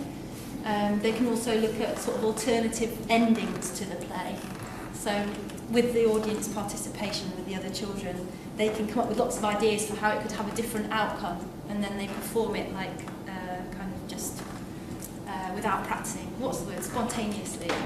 Yeah. So yeah. Anyone got any other ways of doing this they can share? Just on the risk mapping, and this also applies to the translated walk I did, as well as actually drawing the maps, it can be really helpful to work with children to establish where are the parts of the map that are most important or most frequent for them, maybe having them draw on their route from their house to the school, like where do they walk, how do they walk, and it gives it much more focus for the children so it applies directly to their lives, and also helps you to identify some of the bigger or like the most important priorities, because the maps can be quite big and extensive and cover a lot of things. That's a really good point, and that's made me think of another thing, which is particularly in health programming, where children are often caregivers and maybe parents themselves and so on. Doing an activity where you encourage children and also staff to think through a day in the life of a child, to think through at each point of the day what are they doing and how does that impact upon their lives, in order to think through programming, basically, rather than assuming a lot about them, thinking through, say, in health. If they're constantly looking after a younger sibling, then they've got a really key role in promoting health messages and in educating the rest of their family and ensuring that that sibling has what they need. So involving children at that early stage can really help to analyse it properly, and therefore how you best meet the need. Yeah. Okay. So these are the obvious ones, but there's a multitude of ways in which you can involve children, and actually you could just ask children themselves, what should we do? Sometimes they come up with some really exciting ideas. So let's move on that way a little bit. Strategic decision making. So this is about, when you've done your analysis, then it's making the big decisions about where the funding's going to go, or what's the most important thing to focus on. Because there could be so many things in a CRSN. So how we make those strategic decisions. Can anyone share an example of when they've done that with children and young people? Where they've involved them in sort of making those big decisions about where the focus of work will be? Well, I can share an example. In Save UK, we had a global children's panel, which is a group of young people who came from all over the world to meet with the directors and trustees at Save the Children. They came for 4 consecutive years, and they basically held the trustees and directors to account and said, this is what we think you should be doing for children. They questioned, their approaches to work and all kinds of things. Now, I'll be honest with you, they weren't really able to influence things at the highest level, because in Save the Children, actually, we're not really ready to involve children at that highest strategic level. But they did influence some really important things. For example, this young man called Ulsi from Mongolia stood up in front of, I'm not lying, 40 directors and trustees in a massive circle. And he's 12 from Mongolia. And he was, you have made me so angry. You have taken the house. You have taken my house. You have destroyed the roof from my house. You cannot work in this way, he said. Because they closed the Mongolia programme without consulting children at all. So they just closed the programme pretty much within a month. And he was really upset, really angry. And the director of global programmes at the time was called Ken Caldwell, and he basically committed to do it differently in the future because of this young man who made him really upset. So, there's ways that children can have a massive influence upon... Yeah. Sorry. Yeah. So you said that you don't think Save UK is ready for, it's a broad, sweeping statement, yeah, wasn't it? No, I think it's really interesting, obviously. Yeah. What do you think then could be perhaps done to Is that something that you kind of I work think- on an ongoing basis, or is it something that you just revitalize? Just double standards, because we are telling parents to listen to their children and the board cannot listen to children. I think that there's a really good will amongst directors and trustees actually. I think that they have made, in the past with the Global Children's Panel, made a really big effort. So to be fair to them, a lot of the people that are our trustees are sort of people who work in, like Carphone Warehouse or L'Oreal, or they're business people really, and so they're not used to working with children, and it's not in their world that children participate at that high level. So have we failed, the same children, have we failed to change the way they look at things, the same way we are changing the parents' perspective? I think it's that their lack of exposure to seeing the value of child participation, that's the key. I think that, instead of bringing children to London, trustees should go and visit children in their own country doing brilliant work and be exposed to that and see the value in health. I think there's not a strategic priority, and the directors, there's no doubt it's not a strategic priority. So the accountability work is, so that's a way in, it's a really good way in. But I think that it's just, our organisation is increasingly becoming a bit like a business, and that we have to get funding, so it's quite hard, I think. I don't think there's any bad intention. I think that a lot of the directors and trustees are for child participation. In fact, the director of global programs, or whatever his title is at SCI, even said this is a really important area and we really need to do it. That person is a black person, and that's a black community-led, child-led, so he understands this. But our challenge is to influence. Absolutely. So that's what it comes down to, influencing. It's like influencing governments to do it as well. It's the same thing, but internally.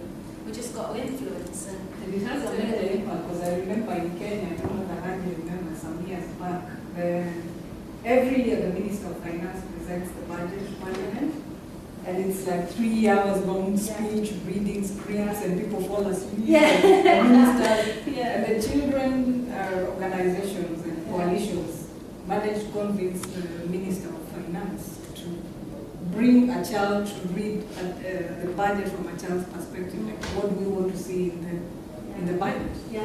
So as the ministers were preparing to sleep somewhere in between the speech, they were falling asleep, they just heard this kid talking, this is what children and they all woke up and they were really listening for the time the kid was talking. So it's a good, you can make changes if ministers and presidents are embracing child participation. Why not co-parents? Yeah, absolutely.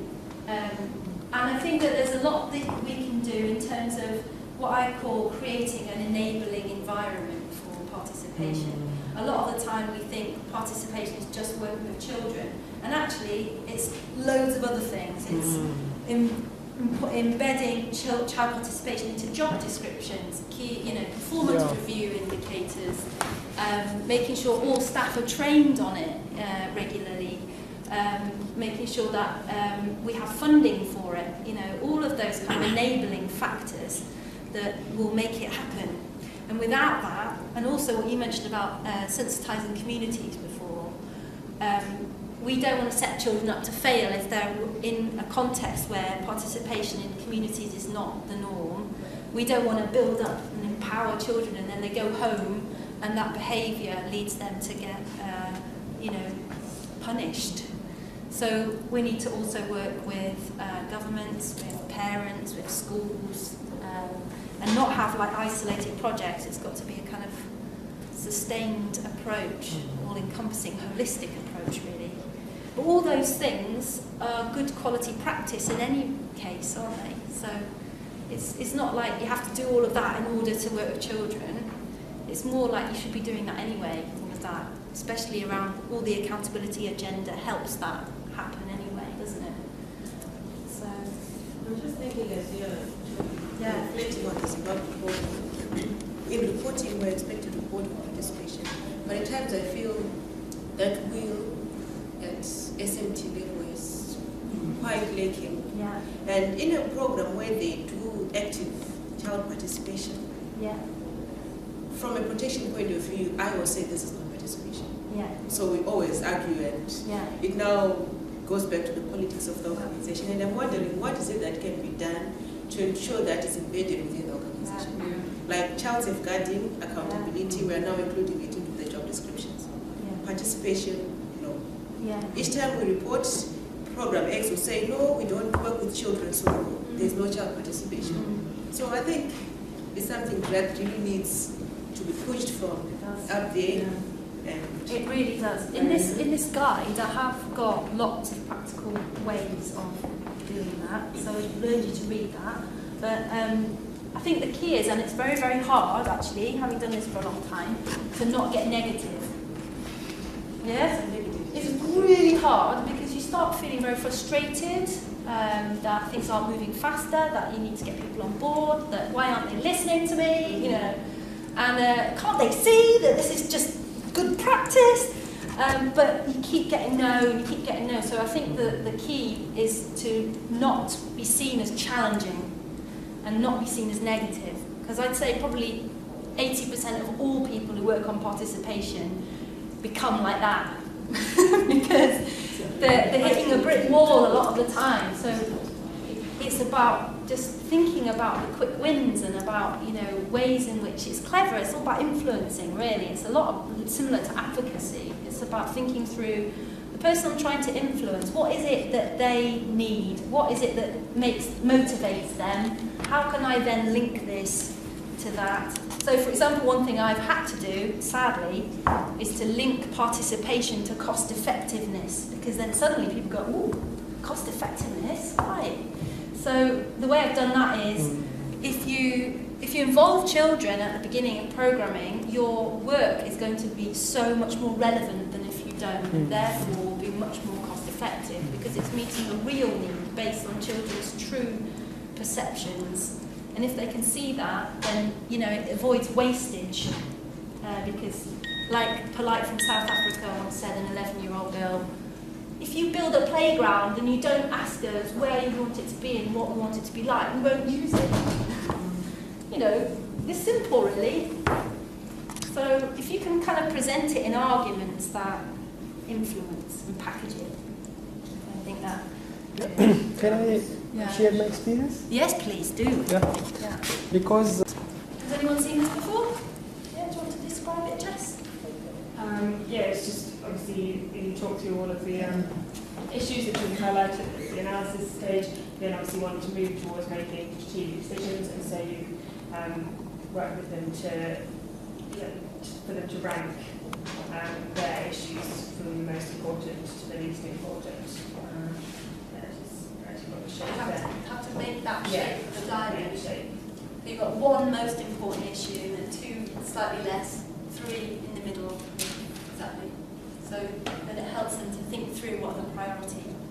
Has anyone got any other examples of ways you can prioritise or rank? Yeah. We've used peer-wise ranking. Yeah. Adolescents. Yeah. So they'll be comparing two things. Yeah. And then at the end we pick the top priorities. Yeah, brilliant. But this is being objective. Yeah. Especially where there was so much fun. The objective. Yeah. Fantastic, that's good. Yeah.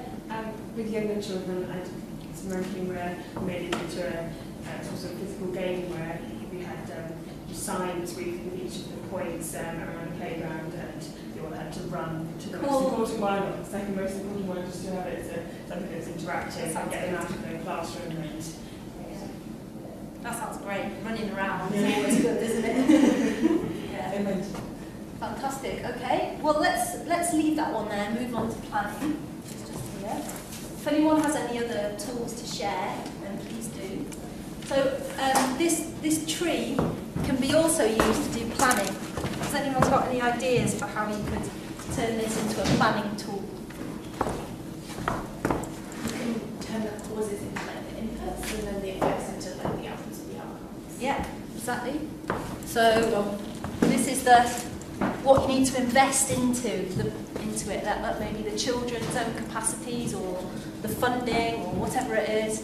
And then in the middle you could have the main points for action, and then what would come out at the end would be fruits and beautiful leaves and wonderful flourishing, the results of the project for children to see. What would you do if children prioritised something at the top of here which wasn't fundable or wasn't in your strategic aims? What would happen then? We can see in the other donor priorities that if it's not like in our project, so we can see that what other organizations or donors are working on that. So we can link, refer, yeah? Refer them to Yeah. that. Yeah, exactly. Any other ideas? Also just be honest and say that this isn't really something that we're working on now. That doesn't mean no. Like, we can do these things and we'll have a look at it. Yeah. But we can't promise them. Yeah. I just generally can't promise anything really. Yeah. Well, one way you could avoid that happening, what would that be? Yeah. Just really, before you do the activity, before you even identifying what the things are you're going to prioritise, to really frame it well at the beginning. Exactly. So that they're aware of what we're really looking at. Yeah, completely. So managing expectations in advance, rather than giving a big open canvas, what would you do in the whole world? What would you do? It's more, this is the funding we've got, these are our strategies, this is what we can work within, and then what would you suggest? Because those things are unmovable sometimes. You can't just get money out of just out of the air. It needs to be linked to something concrete. Okay, brilliant. Let's move to this one. So, how is basically where you have a problem, and then you put two lines. This is a bit like a mind map. You say, how are we going to solve child poverty? How? And then the next one will be better distribution of money, and then you say how, but how, and so on until you get really focused into what you can do, and there'll be like separate kind of ways in which you can do it. Any other ideas for planning? Okay, so let's move on. Implementation. There are a myriad of different ways in which children can be involved in actually implementing the project. Has anyone got any ideas? Any points to share? Collaborating with adults on actually doing the work on the project and helping to solve the problem. Yeah? As part of a project I was looking at Accountabiliy,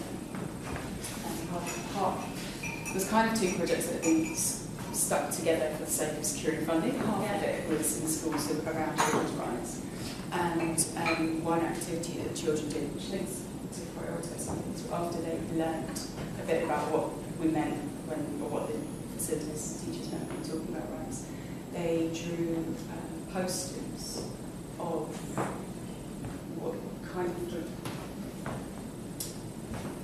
linking children's rights, sort of picking the ones that were relevant to them in their life. So they drew a picture, basically, of perhaps being left at home on their own all day or something.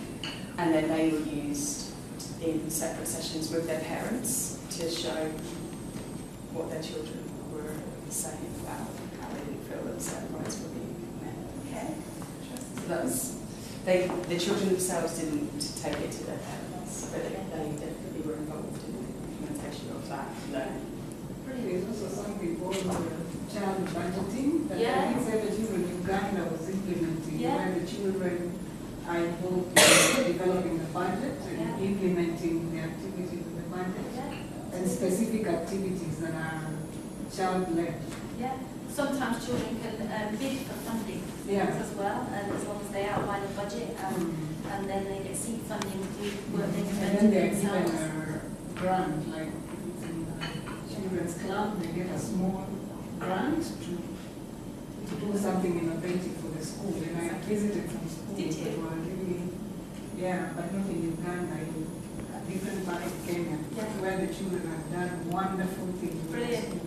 So it's like school councils as well, that children can have a voice in the way the school is run. and they don't call them school counselors, but they're like children's Bible groups or something. Yeah, like that. something like that. In one school, they've drawn the whole body, science parts, the parts of the body, on one section of the school wall. Yeah. And simply because most of them had problems in relating to reading the book. Really? So So that they every just time drew they it on the pass there, school. That's great. with all the formulas and math. Yeah, fantastic. Great idea. And it can only come from children themselves.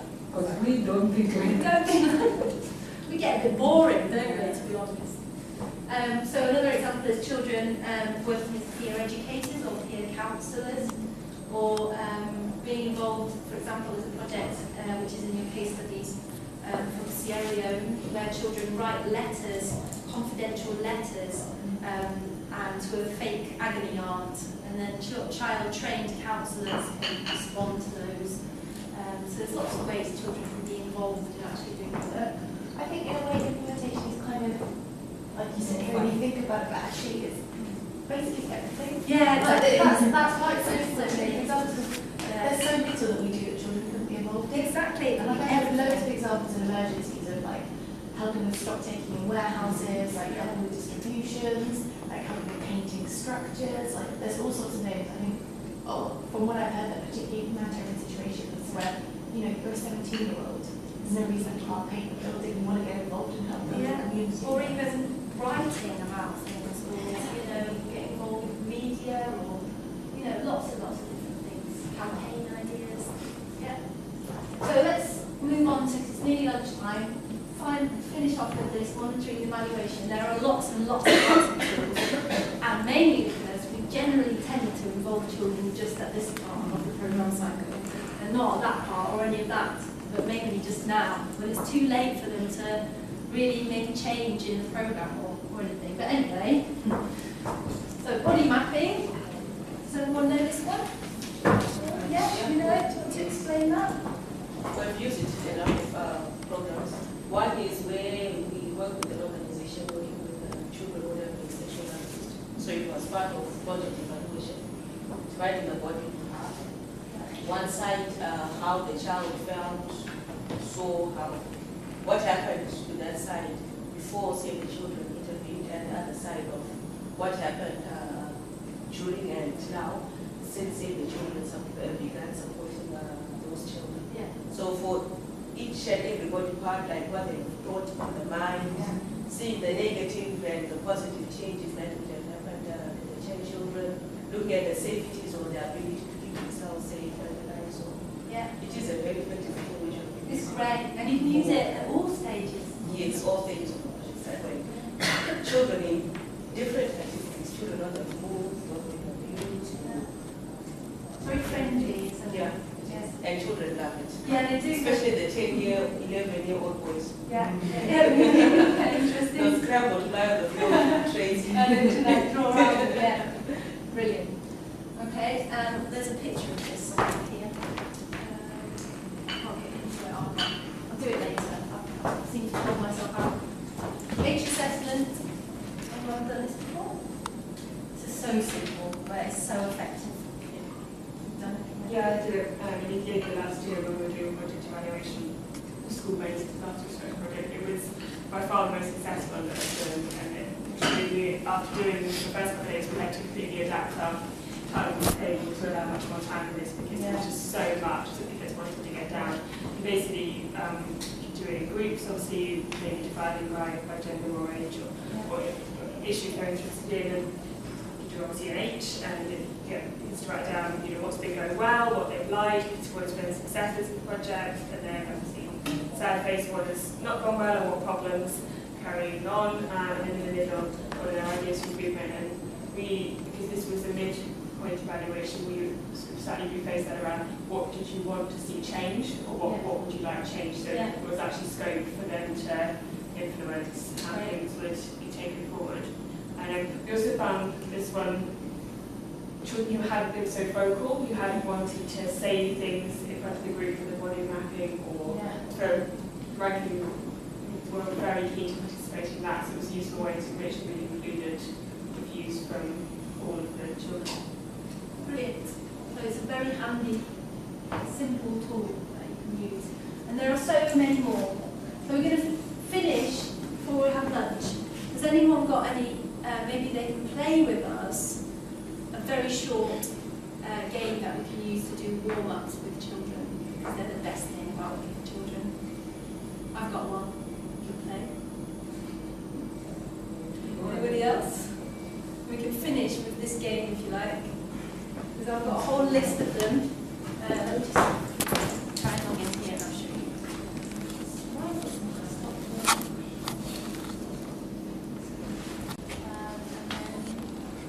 Team building activities. Has anyone ever done any of these? To build groups. These are really fun. So back to back standing up. Does anyone want to have a go at doing that? Yeah. I do it with you, Georgina. You're going to be, for the people that are here that are going to be doing accountability frameworks, then this is really important. But for those of you who are here and not doing accountability frameworks, it's also really useful, I think, for you to have knowledge about these tools that can be used to assess practice, basically. They help us to establish a baseline about how well we're doing currently on accountability and information sharing, basically. It's about participation, quality of practice on participation, and about information sharing, and about complaints handling. So these tools they enable us to do an assessment, but they also enable us to plan some work around that. So for those countries that are part of the breakthrough, this will enable them to have a look at how well they're doing and then plan accordingly and put it into their accountability assessment. And hopefully, it'd be really interesting to see whether there's a big difference between what SMT members are saying and what children and community members are saying, and then therefore what's the best approach, considering everybody's view about the assessment. Okay? So some of this is a bit similar to some of the things in the other assessments, but broadly, it's these have been developed for children. But they've also been developed for community members, so there needs to be kind of different versions. It's the same activity, but done in a slightly different way for adults as it is to children. So I'm just going to take you through each of the activities. I'm not going to ask you to pretend to be children, because that'll just be a bit annoying. So we're going to just do it. We're going to assess our current practice, our own practice. Pretending that we're children, really, imagining that we're children. So the first activity, I think, is the one that's most similar to something else you did as part of another assessment. Which one was it? Was it the field staff assessment that does something similar to this? Yeah? Yeah. Okay. So basically, there's 3. Visual program cycle activity, that's this one. There's the pots and beans activity, which is the one with the little cups on the side there. And then there's a complaints handling story, which I'm going to read to you in my best story voice, which is all about complaints handling, obviously. So what I want to do is to take you through the activities, and then we're going to split up into groups, and we're going to think about how we can make them fun and engaging for children, basically. And what we need to do to introduce them to children, some of the things around how we record what's in the activity and so on. So I'll just talk you through them first. We've got this one first. Can you all turn around, is that all right? It's the visual program cycle activity, and it's pretty self-explanatory in the sense that what we're doing is we're assessing children's involvement at each stage of the program cycle, but we've changed the wording. This is the program cycle. So remember earlier we said we've changed analysis to what's the problem. So we've changed it to working out what the problem is. Strategic decision making, making big decisions, planning, putting a plan together, implementation, doing it, and finally, Emily, checking how the work is going and then how it went at the end. So that's child-friendly versions of that, but you might have other ideas about how to make them more child-friendly than that. And then at the top, we've got, was the involvement consultative? Was there no involvement at all of children? Was it consultative? Was it collaborative? Or was it child-initiated, led or managed? And basically, children need to vote according to what they think. For example, if they felt that their participation was child-led at the analysis stage, then they would put a vote in this box. If they felt that their involvement was consultative at the strategic decision-making stage, they put a vote in this box. So it's fairly simple, straightforward. There's also, to enable disaggregation of the data that we get, you can ask children to vote with different coloured dots. Or if you don't have access to sticky dots, then just using a different colour of something. So for example, girls under 12 use a green dot, boys under 12 black dot, girls 13 to 18 pink, and boys 13 to 18 blue. And then that would enable you, when you're collecting the data, to be able to disaggregate it a bit better. So, why don't we all have a go at doing this activity now, okay? But what we need to think about is our own current practice. So children will be doing it about their own involvement, but we're going to be doing it, for example, if we think that currently in our own work, when it comes to analysis, children are consulted only, then we put the dot there. Yeah? Does that make sense? Just think if this is going to work for head office people. Probably does, doesn't it? Still works. We could think about a specific project, or like think about just generally our impression. Yeah, you could either choose the work of your own team, or you could, like if you're a humanitarian, you could think of a project or a country that, where you think, where you know enough about it to be able to answer that. But even in your own team, like in the protection team, are children currently involved in analysing problems that are affecting children at a strategic level? Sometimes we're not enough. Yeah. So you could actually do this. Yeah. Yeah. Okay. So I'm going to give you some sticky things. And we've got So just how these like child-friendly languages, like the ones on the top, like you wouldn't necessarily understand these are consultatives and what you write on them. This is for you to decide in the next part of the activity. So that's why I'm leaving it at the moment. I have got some ideas, but I want you to come up with something better than me. So if you're a girl, or a woman even, red, no, sorry, blue, if you're a girl. There's gender stereotyping. And if you're a man, red dot, okay? So come and do this quickly. Just have a think and put your...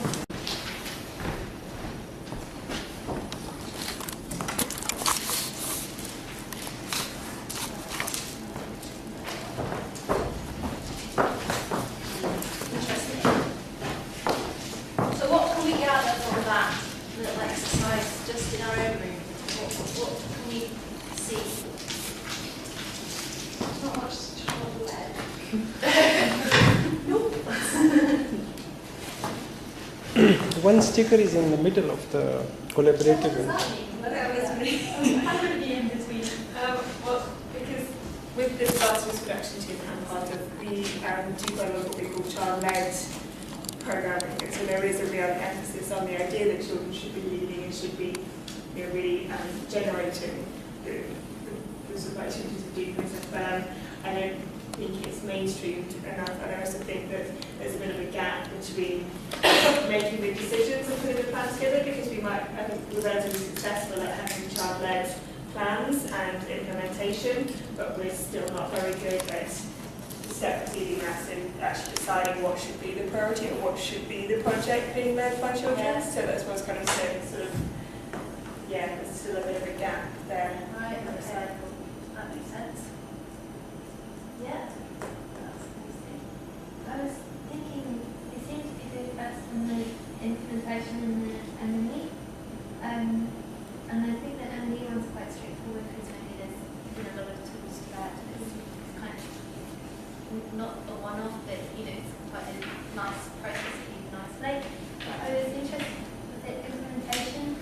I was getting confused because maybe people think children are more involved in that because we're doing activities for them and sometimes with them. I don't know whether that necessarily means participating. So you highlighted one of the drawbacks of this activity is that each and all of these are open to interpretation. And so it's really, really key that everybody's on the right page about what each bit means. And I'm not going to tell you how to do that because that's what I'm going to ask you to do next.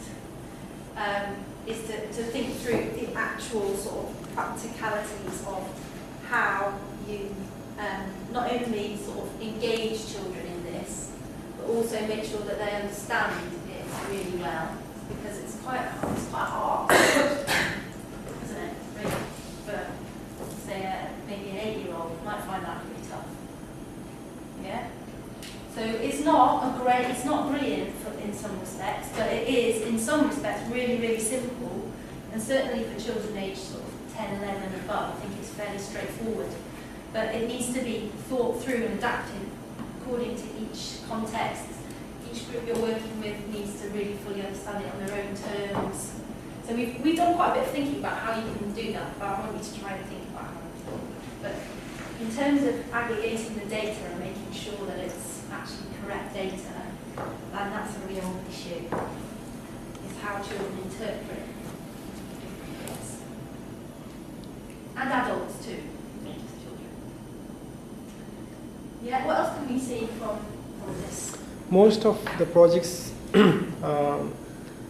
be involved the children in the doing it, Yeah. and then the M&E process, in the design and making big decisions. We are rarely involving children. There are some efforts of putting a plan together with children, but it's not like it's only few projects where we are doing, not in all projects. So It sort of goes a bit like that, doesn't it? yeah, it's like this. Yeah. And that's sort of in line with what I've been hearing from lots of country programmes. This is kind of general trend. Oh, sorry. I was just wondering the way it sort of maps out whether the two final sections are because there might be more time in which to involve children. So rather than maybe, I don't know if that's true or not, but it's a multi-project. I agree, yeah, but I think it comes down to that's true, like there is generally more time, but it doesn't need to be the case if you've planned it well. Yeah. Do you know what I mean? Like, if you often it's like, yeah, towards the end of a project you think, oh yeah, we've got plenty of time. But if you've got time to really plan the project well, then you can do it right from the beginning. You can allocate. Yeah, absolutely. I just wondered whether that's one.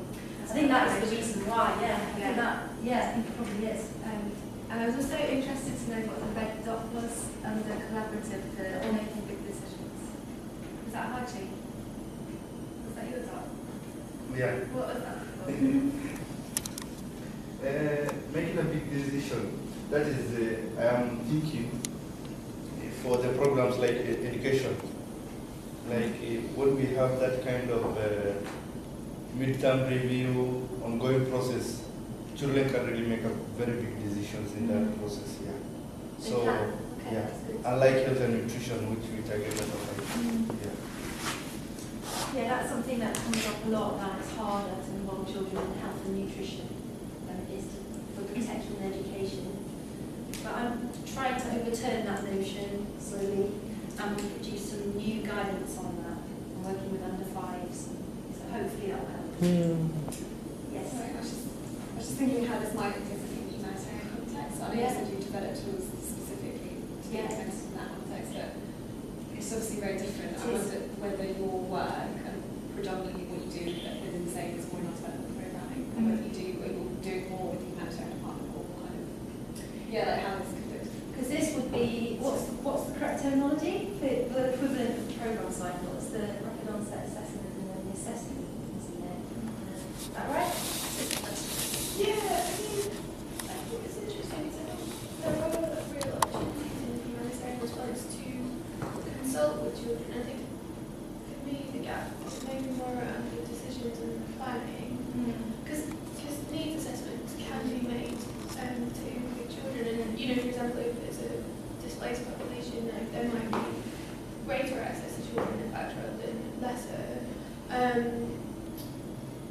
I think, yeah, for me it's about, because humanitarian work is so kind of needs driven, and it's not, you know, it's like about immediate delivery and how you then involve children in decision making around that, because I would say that adults are rarely involved, like adults from the community can sometimes rarely be involved in those kind of decisions, probably wrongly. Yeah. So, you know, it's like, how do you move that step further? I don't know if other colleagues have experiences that they can share from humanitarian context. I was thinking a really good example is the education in emergencies, because they were saying the whole reason that strategy came about was when they talked to children in the camps. They said we want education as one of the main. Yeah, no, it's true. Great. Yeah. I think that there's always it's always seen as a bit of a challenge to involve children in humanitarian work, and certainly in I hope I get the terminology right. I really get confused by different terminologies. Rapid onset assessment and rapid onset emergency. Is that right? Is that the right terminology? When it's happening all quickly. When it's like a natural disaster or public displacement or something like that. Yeah, it's rapid onset. Sorry, I should know better. Anyway, it is seen as a challenge, and often humanitarian workers say, I want to deal with the survival of these children. I don't have time for participation. And I've done training before on this, but I don't want to go into it too much now. But we have just produced a review of with over 25 humanitarian workers, research and interviews and so on, to look into what the challenges are and then come up with some solutions from them about how this can be overcome. And there's 2 training modules have been developed and some guidelines, and they're nearly ready. So can I just give those to you as a start instead of getting into it now? But yeah, I think it's always perceived as a challenge. But I think for this activity, if you feel that we need to adapt this to the humanitarian context, that's why I was asking, because this is based on the programme cycle.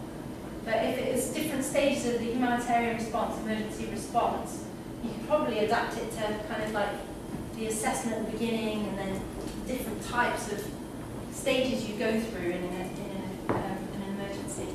I mean, I think the programme cycle itself is the same. It's just much quicker in many ways. Yeah. It's a contracted one somehow. So, I don't know, there's nothing that comes off my head. I think, it might depend a bit more on sort of like the relationship that you have with that community. Yeah. Whether you're like going in as a new sort of organisation responding to the emergency, or whether you have pre-existing work. Like, I think that would probably affect how you did it quite a lot.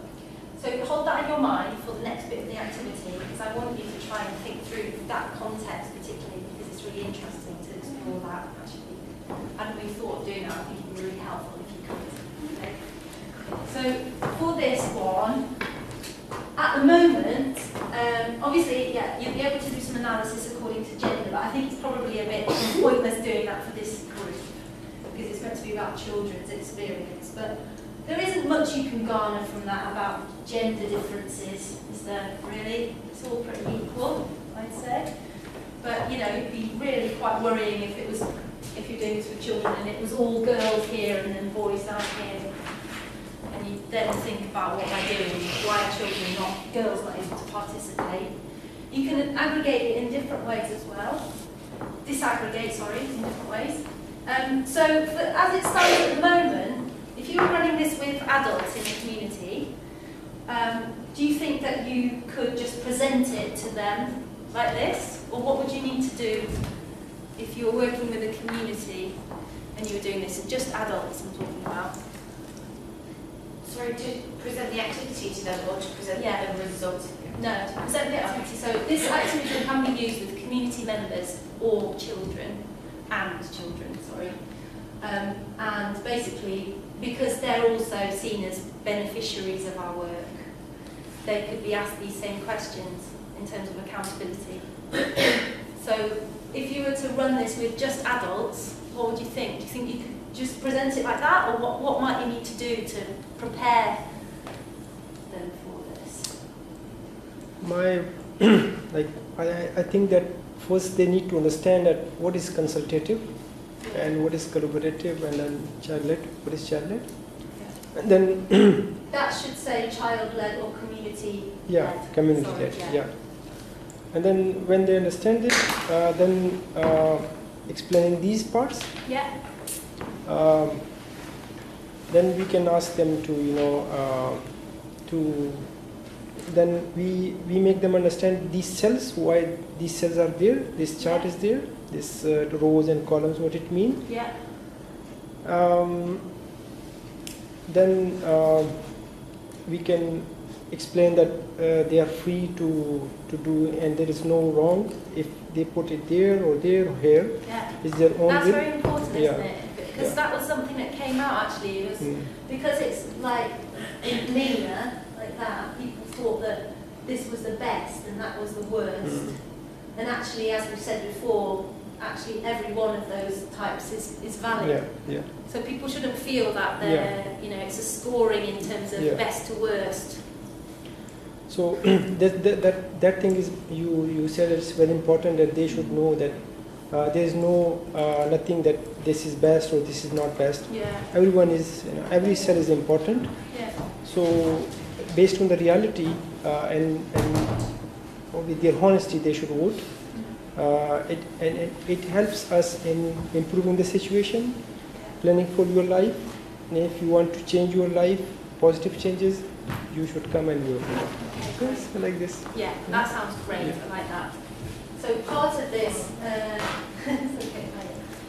so part of doing this activity is proper preparation, and then after it's done, sort of having a discussion, a bit like we are now, with the children or the community members, and do a bit of kind of thinking about what could be done better. Why is it the case that children or community members aren't involved at the planning stage so much, and why? And then you can start to gauge that, and that can really help you write your accountability framework, your plan, because you can really start to get down into some depth into why the case is, and they can give suggestions to help it out, to help Cosby to start planning for the future. Okay, let's leave that one there for now, and we'll come back to it. And now this one is called the pots and beans activity. It's called pots and beans because in any context it's quite easy to get access to a pot or a bean, or whatever you want to use. You can use stones, you can use Smarties, you can use paper clips, as we are doing today. You can use anything. But what you need to do is label each of these cups or pots or whatever you use with one of the basic requirements for children's participation. So there's 9 pots for each of the basic requirements that we talked about earlier on.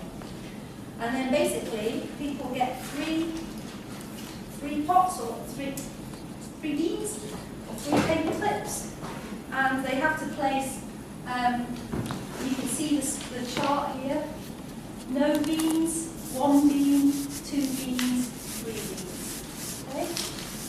So they only get, hang on, I've got this wrong. How many is this have? Sorry, my brain's gone. Is it 3 beans per pot? Yeah, hang on, yeah. Children, So sorry, I've done this so many times, my brain's gone dead now. And it's set the 27 beans. Yes, that's right. I have got it right. And it's so there's an amount of unlimited amount of paper clips I think you can put in. What should we do? Should we do it as that, or should we just have 3 votes? I think it works just as well if you only have 3 paper clips and you just vote according to what if you're prioritising that, then you still see on the wall, won't you? That works, isn't it? You might get people feeling that they need to pick to go with 3 pots, so they only put 1 in each, when actually they feel that all of them has been fully met, or partially met, but they feel obliged to only put 1 in each one to that's right. Their interests. Sorry, I've got it, yeah. Okay, so for each pot they can place 0 to 1, 2 or 3 grades. Sorry about that. Should have read that. Okay, so yes, there should be an unlimited number of beans. And basically they go along with one and they choose whether they want to put no beans, 1 bean, 2 beans or 3 beans. So we're going to get to each their beans. So yes, there are. So there's not going to be enough of these because I've miscalculated. That's okay, because not everyone will have full marks for all of them. That's true. So that would be the maximum number you would need. And actually, I'm going to put these sugar things next to there. So if you want to use a sugar cube, you can. So that introduces each of the different stages of the programme cycle.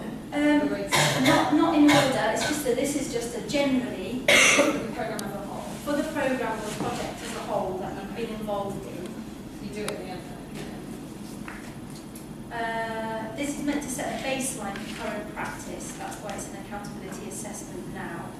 So it's just checking what children think in terms of the quality and practice in child participation at the moment, so that you can then plan. So it is an assessment. It's an evaluation, essentially, yes. Yeah. But then it's used to plan what we do next. So it's a planning tool and an evaluation tool. Okay, so you can either take a sugar cube or a paperclip, and I want everybody to come and vote. And this is according to your own practice at the moment. Okay, so come up everybody, and while not being one.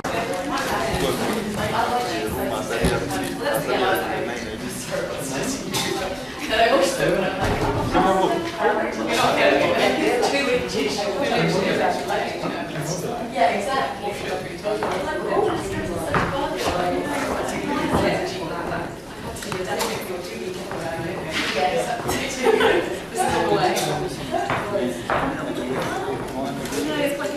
Okay, can you come to that? If that's okay.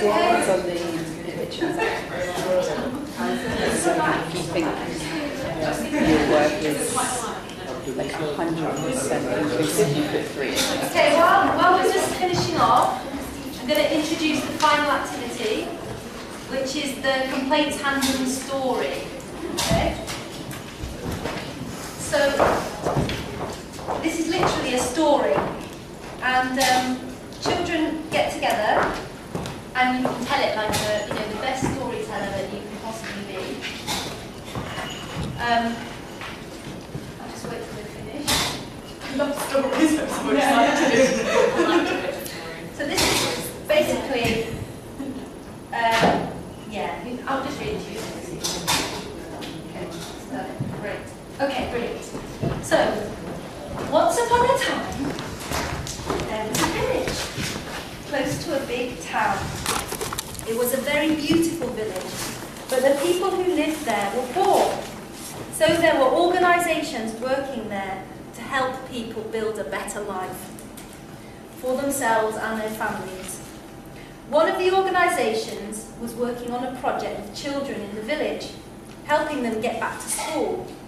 Part of the project involved giving school kits to children to help them go back to school.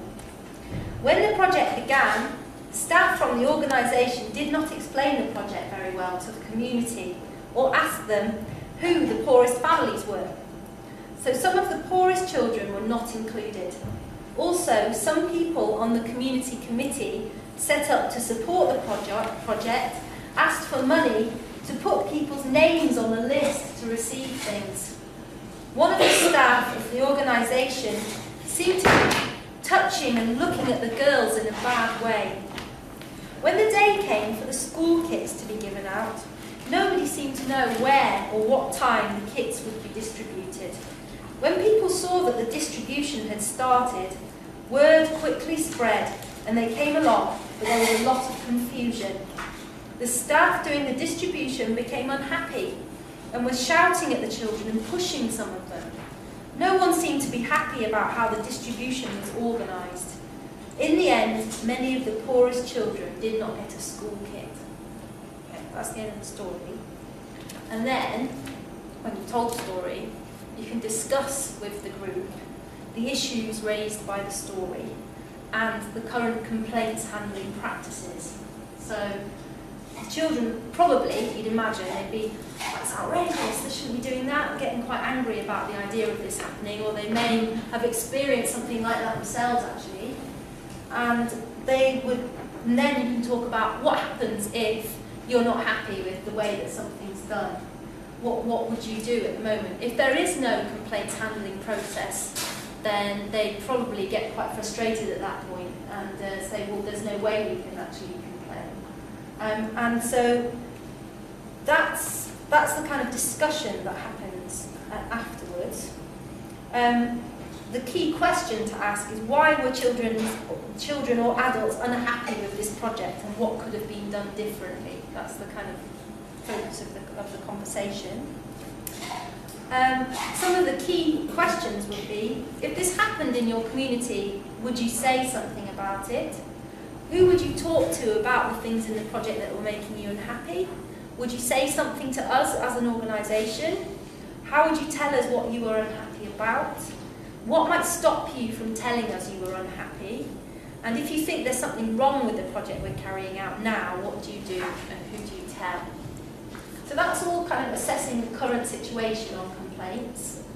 And then there's another activity which is all about involving children in designing the complaints response mechanism that you decide to do. So basically, this complaints, even the words complaints response mechanism is completely unchild friendly. So, you know, what do children think should be done if they have a complaint or they want to give some feedback? That's essentially it. That's the question. Not how should we set up a complaints response mechanism, because they'll probably just go. So it's a guided discussion around how would you feel most comfortable telling us about the things you're unhappy with. So then you can discuss these points with children, kind of the scope of the mechanism. What can children or adults complain about? How will it work in practice? How will complaints be recorded?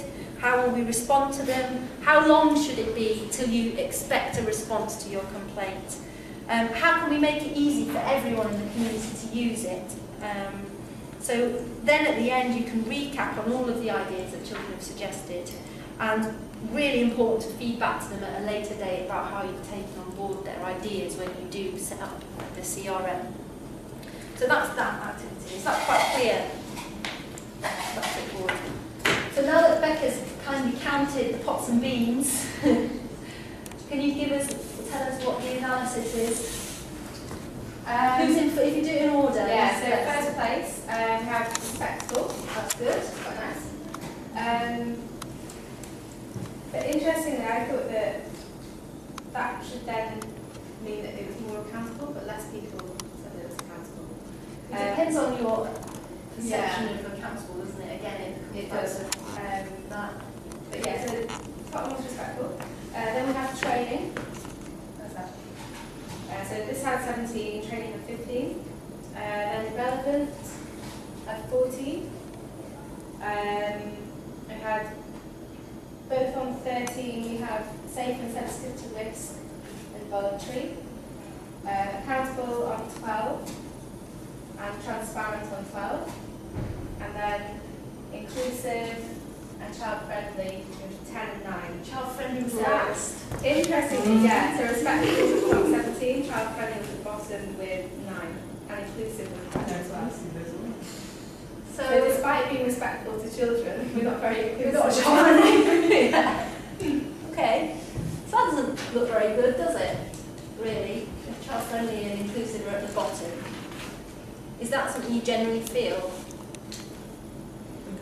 Is that you must all feel that, yeah? Because, people talk about, in Afghanistan, the inclusive word is new for the people. Yeah. So first they need to understand what is inclusive. Yeah. So that's why. So again, it comes down to language and people's interpretation of the language. Yeah. That's really important, yeah. I was thinking it's also about time and perceived effort, and making something child-friendly. It's great, but it takes like so much more effort to redesign something just like that. And so perhaps that's what happens in programs. They say, oh, we'd like to do it, but we just don't have time or we don't know how. I get really frustrated by I agree, that is the case and that is true, yes. But I think, like, I'm often asked to translate adult language into children's language, and I think it's so simple. And I can't understand why people find it, that it takes so long. Like, I've been, something like, you know, a paragraph, I know that they do, but I find it really hard because to me it should be just accessible language, any language that you can use, but we get so bogged down in like our own language and our jargon that it's, you know, it is hard. It does take quite a long time. That's true. From paragraph to paragraph, I think it's really easy to read a paragraph and then put it in the language of children, especially once you've done it a bit more. Yeah. But yeah, it is easy to do that. But when you've got like a 70-page document and you want to make like 2 pages for children, that does take time. Yeah. That definitely does take time. I'm not saying that it shouldn't be done at all. No, I I'm know. not trying to make excuses for it. Yeah. But I can see how that might often be the perception of it. Yeah. Yeah, I do. I mean, I totally sympathise with it, and I do get that a lot. You're right. But I think that we could be more child-friendly in our approach just anyway, and then it wouldn't need to take so long. You need 2 versions. Yeah. Just have one that everybody can read. Yeah. But yeah, so it does take time. I was saying though, like, about perceived efforts, Yeah. and then if like people had bigger, more capacity about this, they'd realise that the perceived effort is actually a lot Yeah. higher than it really is. Absolutely. So if they built it in at the beginning, then yeah, exactly, it's true. It's because it's not something that people prioritise in their work plan or job descriptions to do as well. Yeah. Okay, so you now got all of the activities, and what I would really like to do is to now, because we're not able to go into a community and do this with community members and children, which is what we did in the accountability training last year. We actually went and did these activities. You're going to have to use your best imagination skills, okay? And imagine you're in a room or outside somewhere with a group of children, and I just want children, not community members, just children at the moment. And you're going to do these activities with them, but you've got to think about how to make them as engaging as possible to overcome some of the issues we've raised about language and interpretation of language, making sure that, you know, these top ones are, you know, really, really clear. And it doesn't have to be about thinking word for word, how can you make relevant sound child-friendly in a word. It may be about thinking of some way of which you can talk about an experience that children have had, you know, linking it to something that they understand and know. So, for example, one way I've done this before is to ask children to do a short sketch or role play showing like the worst, most awful practice, like really bad, unchild-friendly practice, and then one that shows like the most brilliant child-friendly way of working. And that engages them in that then they can really understand what that means. So that's an example. And some of the other things that we've talked about earlier about different methods you can use to engage children. So if I can ask you to get into groups of 3 different groups, one for each of the activities, and what we're going to do is to think through some of these questions. So first of all, how would you start the session? That's really key. So you can't just turn up cold and then go, right, tell me what that is, and put the stickers on there now. You know, in any activity with children, there needs to be some time for warm-up, preparation, getting to know you, that kind of stuff. So how could you do that? How would you end it? Again, you can't just abruptly end a session with children. How would you end it? What could you do to end it? Can you think of some creative ways to make the activity child-friendly and above all jargon-free? How would you capture the results? So for the M&E people in here, this is what you're good at. How can you record this appropriately? How will you use the information? So how will you translate this into a plan of action? Let's not bother with these ones at the bottom one, because we haven't got time. Just do those. So how will you then feed back to children about how you've taken on board their ideas. Is that okay? Why not children take their ideas to the board?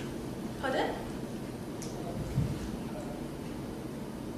So what that means is at the end of the activity, how can you kind of feed back to the children about what you think about their ideas? Well, I'm saying that why not children take their ideas to the board? Yeah? On board, not That just means how you have taken on board. Just Yeah. You know what that means? Yeah, I'm saying that here is you. I want to explain that, how to make them take their ideas, and then like we as a medium between children and the organization. Okay.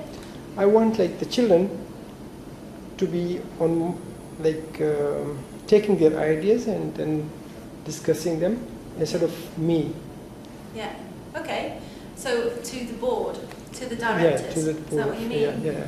Absolutely do that. It's a good idea. But how can you? Yeah. Well, one of the key actions from this activity would be to build it into your plan for your accountability framework, which would need to be agreed by SMT.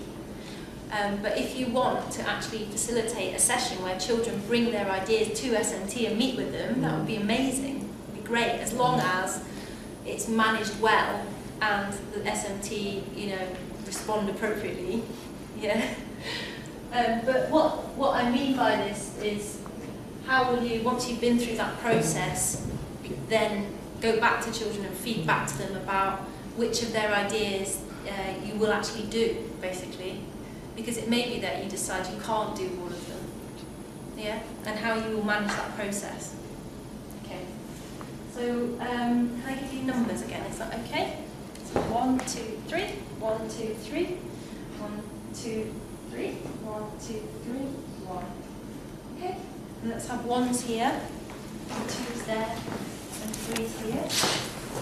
Start. Okay. Yes, start. What do you want me to record? Just everything? Okay. Give it the course of the children so that we can know this is how children interpret it, because we might interpret it in a different way for children.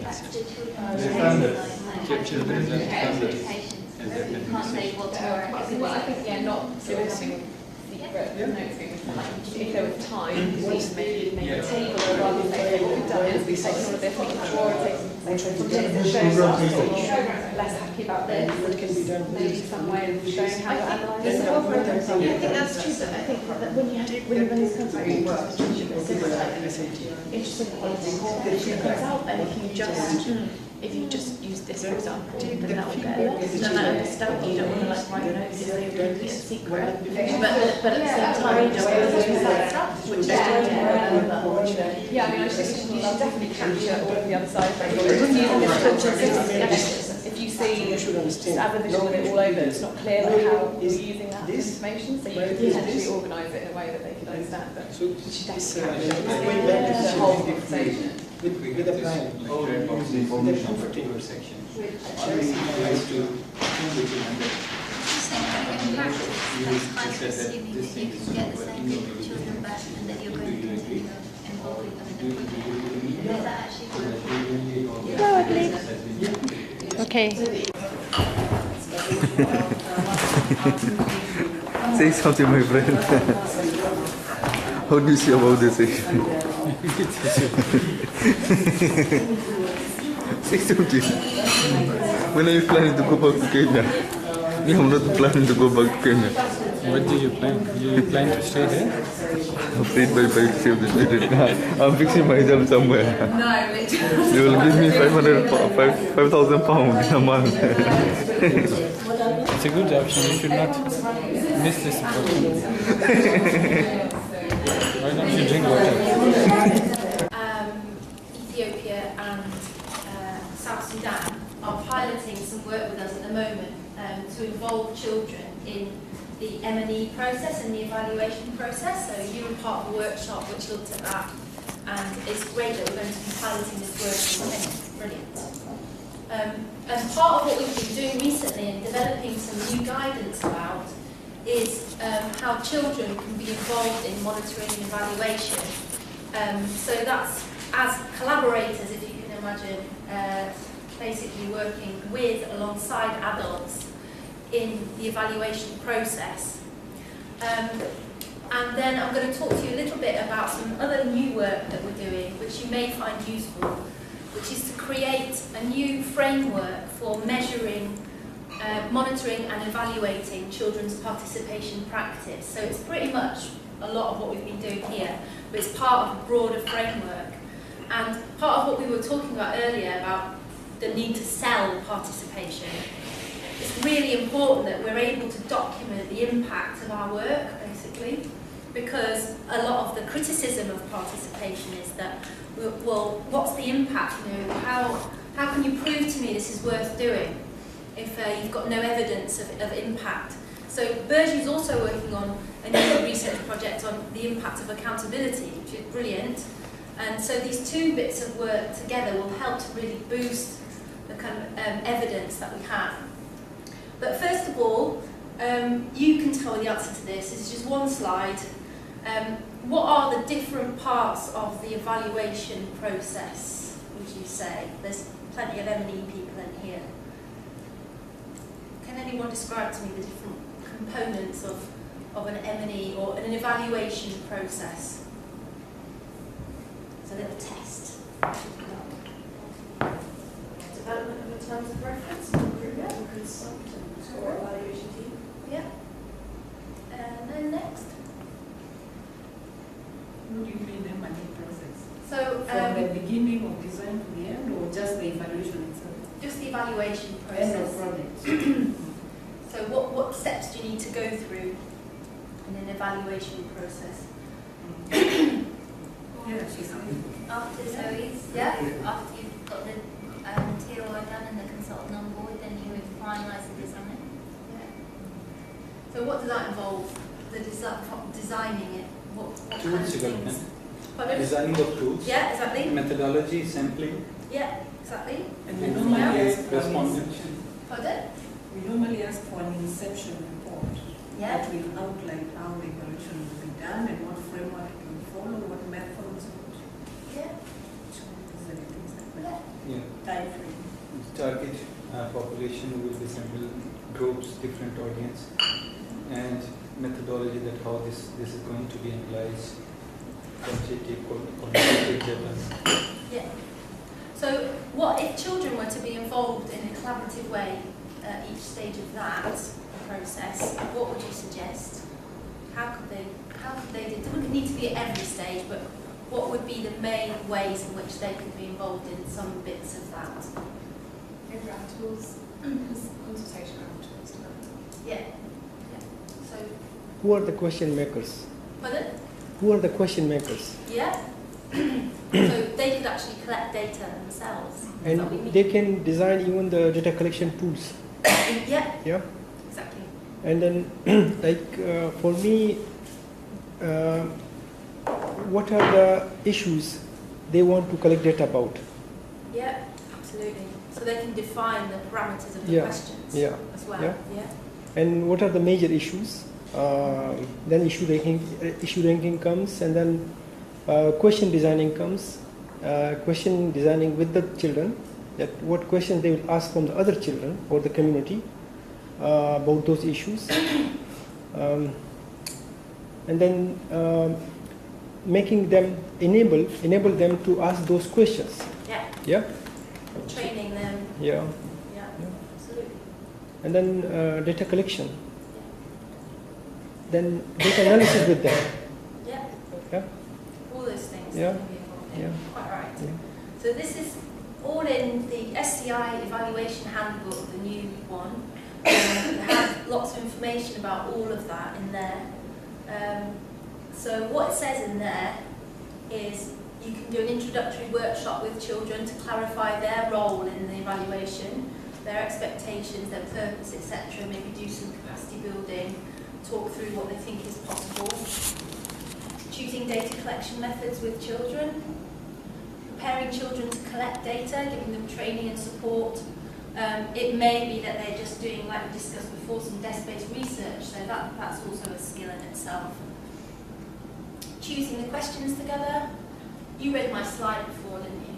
No. You basically said everything.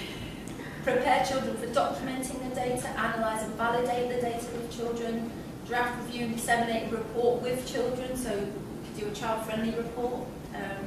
It didn't necessarily need to be a report. Some of you come up with some really interesting ways of sharing information and findings in that last activity, which involved children disseminating information to other children and maybe to the board or whoever it is, but they could do it verbally, didn't need to do it in a report. And then really important feedback and follow-up with children afterwards. So all of that is in the SCI evaluation handbook with some more detailed guidance, but it would be really good perhaps as a result of this workshop, if we could get examples from other people in the room of how they've done that to inspire others. I think that would be really useful. I don't know if you would be prepared to share. Would anybody be prepared to share what they've done? Would you be?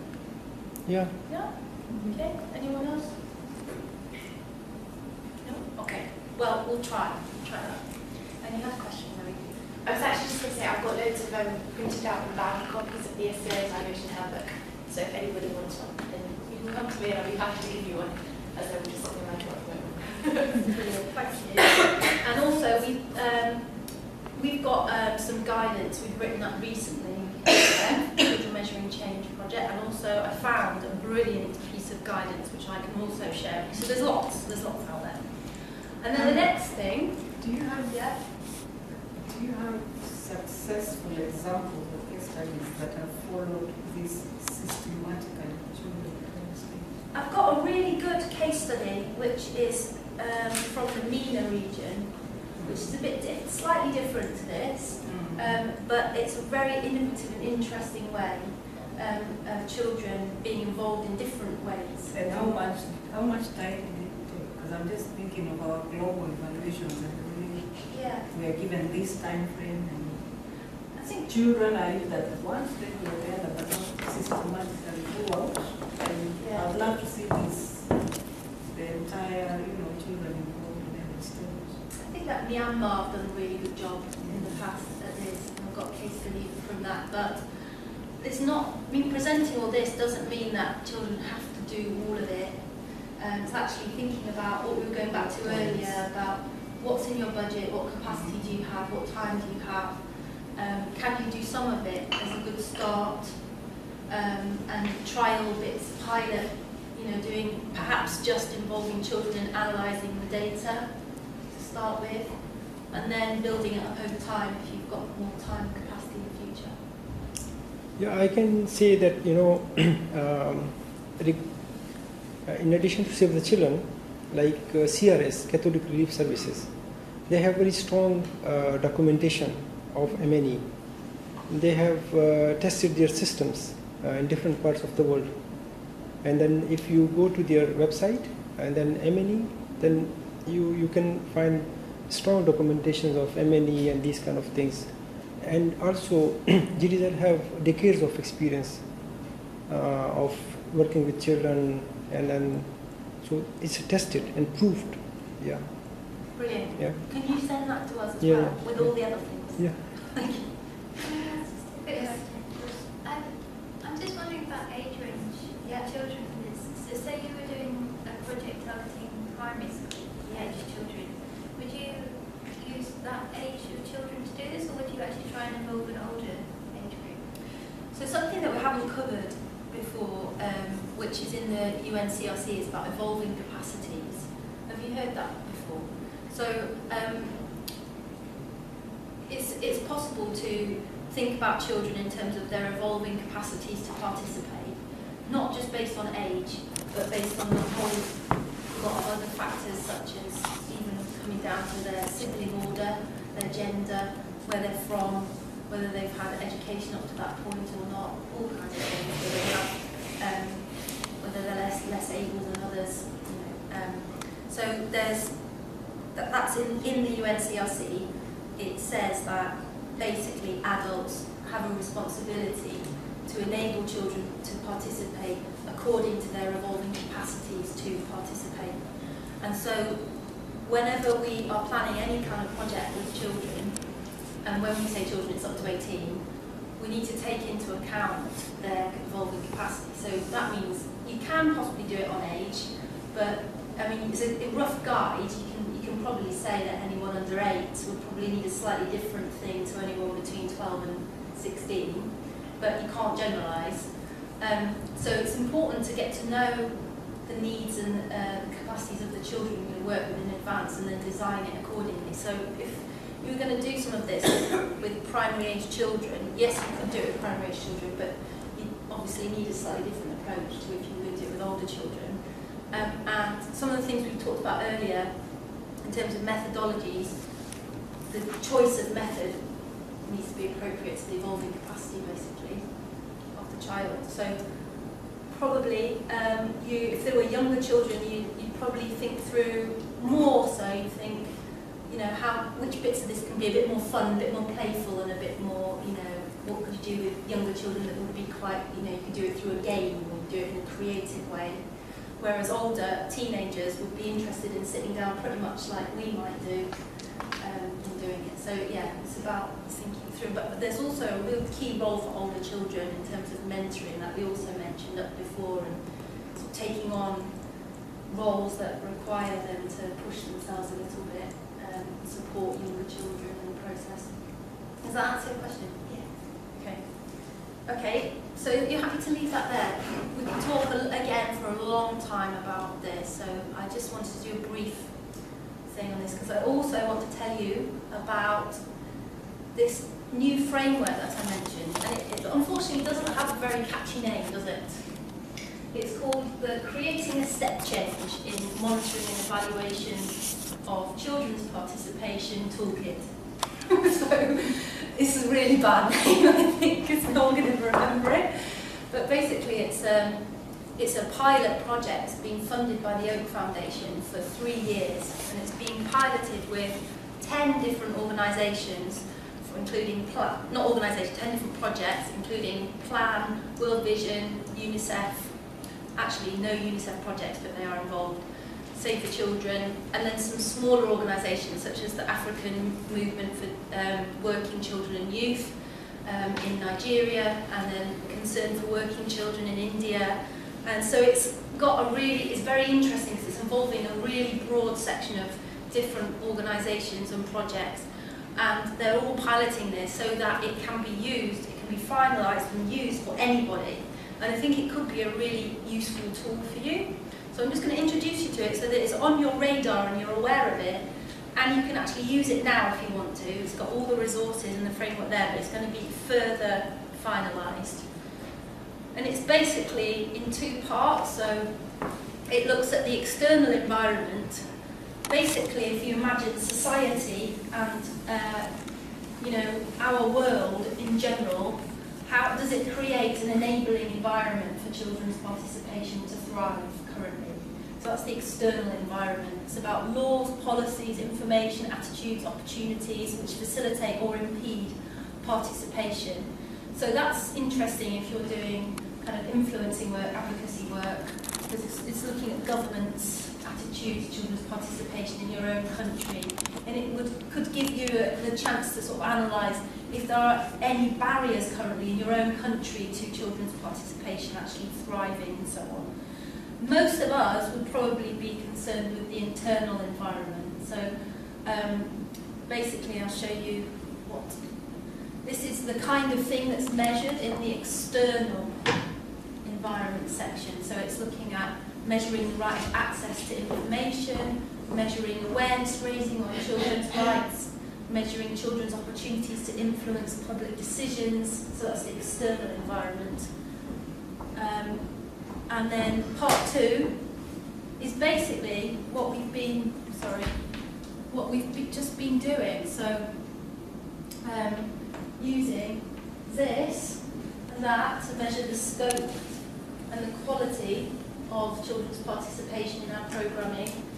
But it's got an extra section on it which may be of real interest to you, which is about measuring the outcomes of children's participation. So it's the outcomes upon children, upon decision making, upon staff awareness, things like that. So this framework, and there's an attached toolkit which is seriously this thick. It's like huge, and it's got every activity you could imagine to do with Emily and children in it. It's extremely useful if you want to measure your practice on children's participation, and you'll probably hear more of it in the next year because it's going to be finalised in the next year. So really, I just wanted to introduce you to that and let you know that it exists. Do you have any questions about that, or do you see that that could be of use to you? So it's being finalised, so it's not available? It's available now, but it's in draft form, but it's still very good. Is the pilot going on for a certain length of time? Yeah, it's going to finish in June this year, so really soon. It should be finalised in the next 6 months. So do you think you could use that? No? Yes? Okay, good. Right, well let's leave that there. And is there anything else anyone wants to talk about in terms of monitoring and evaluation and participation before we move on to the final activity of the day? Yeah? I just have a question about the entire process, because we've talked a lot about working with children and helping with children, but I'm just as well worried that we also use the gender dimensions within this participation. Yeah. And how do you have any principles or leads into how people can use the gender methods to mix with this so that they can get the best out of it? It's a really good question. I think it's one that isn't in there at the moment, not explicitly. Only in things like, having different coloured stickers with this activity to disaggregate data. But I think that it's a really good question, and we need to make sure that it's involved a bit more really. If you have any suggestions, that would be really great. We could explore them. Maybe not now, but there are after. quite a lot of methods that are used, but I've been to some Save the Children, like in Sri Lanka, they say there's no gender issue here, but when I went to the village in Trinco, I realized that they brought the numbers, they were keen on the numbers on parity, like 6 girls, 6 boys. But the entire time I was there, the girls never talked. No, it's an issue that's been raised to me. The boys talked, but only specific boys, not all. The relations and dynamics were evident, and they were even unable to identify the gender issues because there was only one toilet and 450 kids in that school. One toilet for all the boys and girls.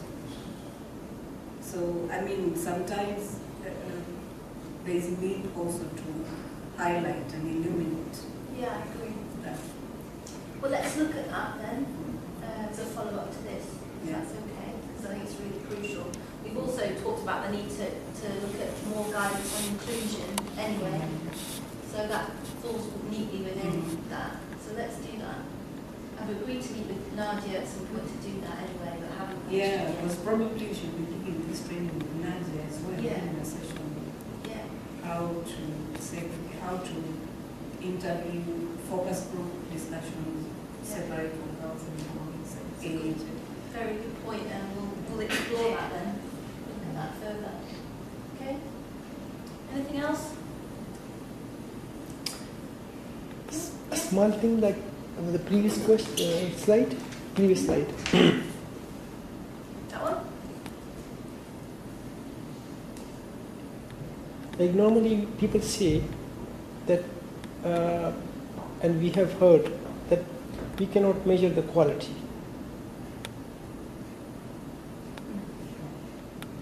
So that is what we're referring to, the pots and beans, in terms of the basic requirements in order to evaluate the quality using those.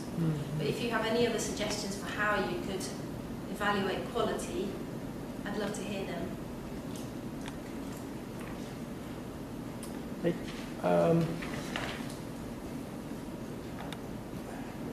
quality can be described. How to measure quality is sometimes a question. Like, how you measure this quality? That quality is 50% or 40%. So, yeah, it's about this that instead of using the measure word for quality, we can say describe the quality. Yeah. Yeah. Does it come back to children deciding what quality means to them? Describing the quality. And then assessing according to their own criteria what it is. Yeah. Rather than us saying what quality should look like, they decide. Yeah. That would be useful. Okay. Right, well, I think if we could finish off today's session with the last activity, which I think has been kind of stored up inside you, the need to express some of these things, is all about thinking about some solutions to some of the challenges that we face. Because we've all expressed some challenges, okay? All throughout the day we've expressed challenges. And like we discussed earlier, I think it's really important that we remain optimistic and that we don't feel overwhelmed by all of the things we've discussed today. So I thought if we could leave on a solution-focused activity. Okay, so naturally when we're discussing challenges, it has the potential to become a bit negative. Okay, but we've got to take the responsibility to turn it over and make it really positive and come up with some solutions to those. Because actually, you know, I don't have all the answers. Each one of us individually might not have all the answers, but collectively we can, I'm sure, come up with some really good solutions and some quick wins and ways of helping ourselves with the challenges that we face. And after that, I'd like us to spend about 10 minutes doing some individual action planning just to finish everything off. Okay? So I'm going to do an activity which is called open space. Have I ever done this before? No? Okay.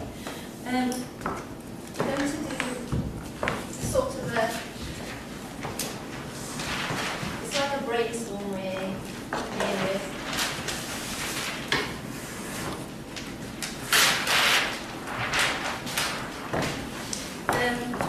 We need to sort of just come up with, in a big splurge, all of our different challenges, okay, first of all. So we're going to write them all down, and then just do this fairly quickly, and then we need to sort of choose 4 that are our priority. Like, it's probably true that you'll come up with some that are the same, so we can maybe put those together into one. And then we're going to split up and we're going to do some, in different smaller groups, come up with some solutions. But this has got a bit of a twist in that we're going to have, it's funny that you said you were a bee earlier. Who was it said they were a bee? Who was you? Okay, because this is all about bees. So you be the best person to play this game. And it's about, basically, when we split up to come up with solutions, we're going to have a chair for each of the solution-focused groups. And it's only that one person who stays put in that group. And everybody else is free to buzz around and pollinate their ideas in different groups. So you don't have to stay in one group, you can move around and share your ideas. And that just makes it a bit more of a kind of a moving around kind of activity. And it helps, I think, to bring fresh perspectives to each of the groups, so it's everybody's ideas. And then we'll present back our solutions that we come up with in our little groups. So basically, when we've prioritised all of our issues, if you have a burning passion to be the chair of the group with that issue, just tell me and then you can chair that group. Because some people might feel very strongly about some of the issues. So let's get them all out and just shout them out. And let's do it quickly now, and then we can go into more detail later. So maybe just say, for example, lack of time is one that's been mentioned. Anyone else want to add in? Lack of funding. Lack of funding. Yeah. Has anyone got a pen that works? Yeah. Hopefully this one works. platforms. Pardon? Lack of skill. Lack of skills. I mean, of staff. Do you mean? Yes. Yeah. Okay. So this works. Okay. Anything else? Policies. Yeah. Lack of. Organizational policies. Do you mean like there's not enough of them or they don't Yeah. exist? Yeah.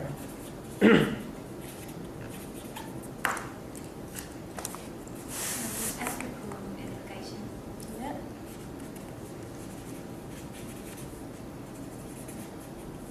Linked to the lack of policies one, I think also the policies aren't properly monitored. So if they're not implemented, people don't necessarily know or care. Is that a lack of accountability almost? Yeah.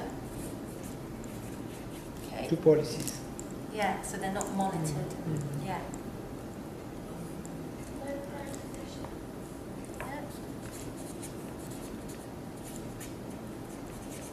Negative attitudes.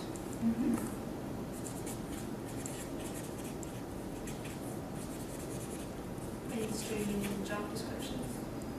That's a solution. Oh, I was thinking about a lack of. Yeah. Like, So how shall I phrase it as a? Not everyone's responsibility. Seen as like, a seen as a something separate rather than everyone's.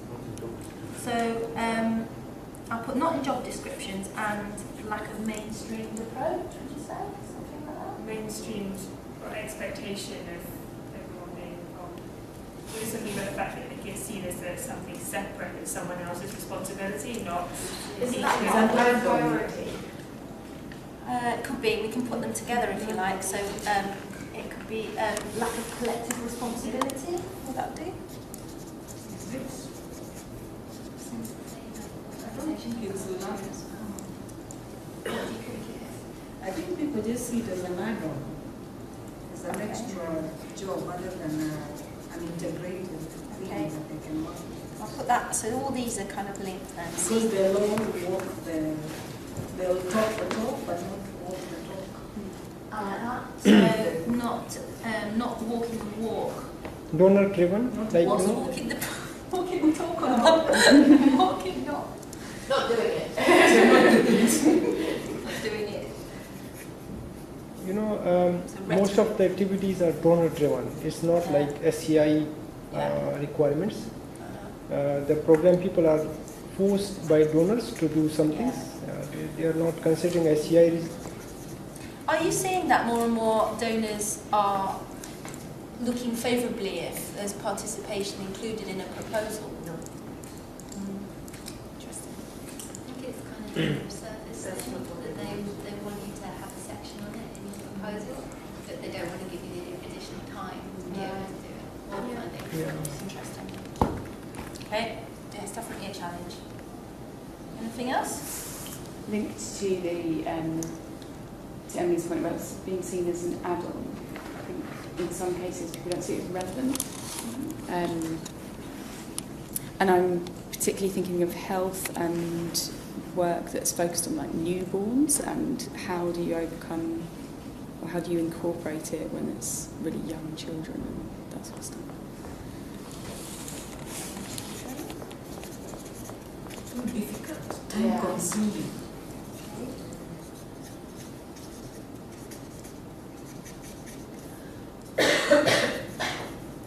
That's that, isn't it? So much.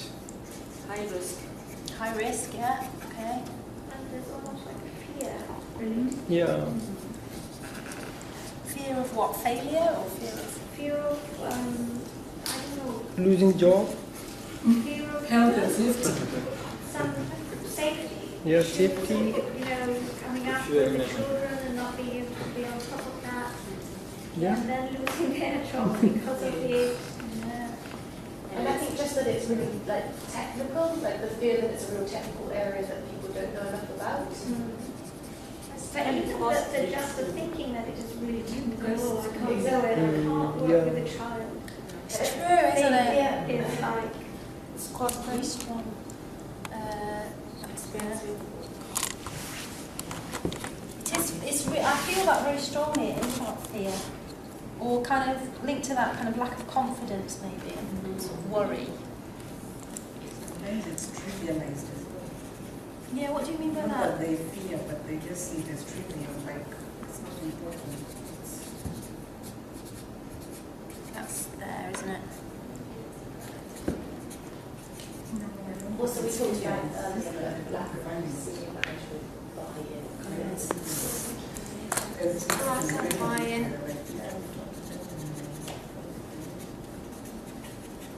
Should we have two more and then we'll finish there? Lack of coordination among different members for this participation and accountability. Oops. That's something we need to sort out. You know, yeah, it's not SCUK or SCI. I'm saying that people are doing jobs in silos. Yeah. Yeah, and then now today we are here. We know each other, and you people are coordinating it. But if we are doing it in silos, he is doing in Somalia. We don't know about the rest of the world. So it's a possibility that Knowledge sharing. yeah. Could you say the same thing, like we were talking earlier as well, about if we work in a participatory way and then schools don't, or other, duty bearers in children's lives don't, that's kind of, or governments, it's a lack of a coordinated approach amongst different duty bearers or structures in children's lives. Yeah. So, similar kind of thing. Okay, let's have one more. Parental support. Yeah, and community support. Yeah, community. Caregivers support. Have you done a study of the backlash of this child participation? Backlash In Sierra from Leone, communities. Yeah, there was an issue in Sierra Leone, remember, and the director and the parents were like, saying the children has brought this children participation thing, now the kids cannot listen to us, and I think the country is actually revealing for now to. So that's what we said earlier again about thinking about a risk assessment in terms of ethical implications of involving children. Yeah, and then how you might respond to that if that was to happen. But then I suppose you wouldn't have had a clue that would happen. But sorry, I remember Claire King saying this about Myanmar as well, that it's very difficult to work with children in Myanmar when adults don't have a voice. So you have to work with the whole community, make sure that everyone has a voice and they understand children should have a voice, but you have to give them a voice as well to make the dynamics still absolutely not necessarily as it was, but it's still strong. So that's what I was saying about building an enabling environment. The focus of your work should be just as much, if not more, on adults as it is on children. Yeah. Because otherwise they're set up to fail. Yeah, completely. Okay, let's leave this here. I'm sure there's more, but if you could, we're going to have to decide collectively as a group what are the kind of top 4 challenges, or the most important. What would you say they are?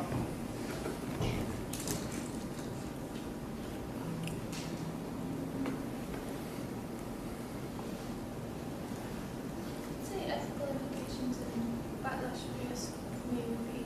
Top one. Which one? Ethical implications. Does that come with this whole fear thing? Could we link them? Yeah. Yeah. Yeah, because that's in there as well. Also the community buy-in stuff links to that. Yeah. And the risk, surely. So let's entitle it that one fear, and it will encompass kind of worries about backlash, about being too technical, lack of community support, and kind of worry about it. Should we just have that in one? Also, what Emily was talking about with this year OBO, like the consequences of doing it. Yeah, so that's the backlash. Got that in there. Could you include lack of skill also on that one? Which one? Lack of skills. Lack You of could. confidence. Yeah, it's probably. Yeah, I can say that lack of policies, lack of accountability to the policies, lack of capacity building, lack of capacity and skills in the country office. It's linked. I think that it's Okay, so could it be like a human resources kind of thing? So, so that's about policies and capacity. So that could encompass yours about, oh, you're not there. not in JDs, lack of policies, lack of skill. Yeah. Donor driven, yeah. Yeah, maybe that's separate, Okay. I think.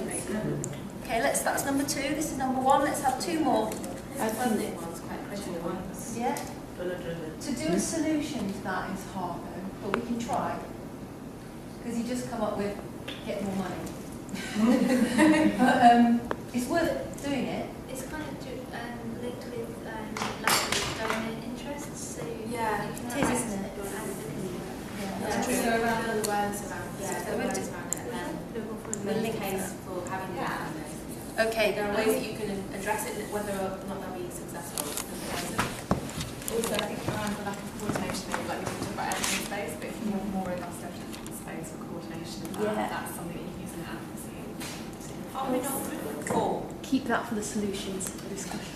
Could 4. with 3, or is that separate? Lack of time linked with lack of funding. It's true, isn't it? Yeah, because then that has a knock-on effect on how much you can do. Yeah, and it's also kind of to do with stuff.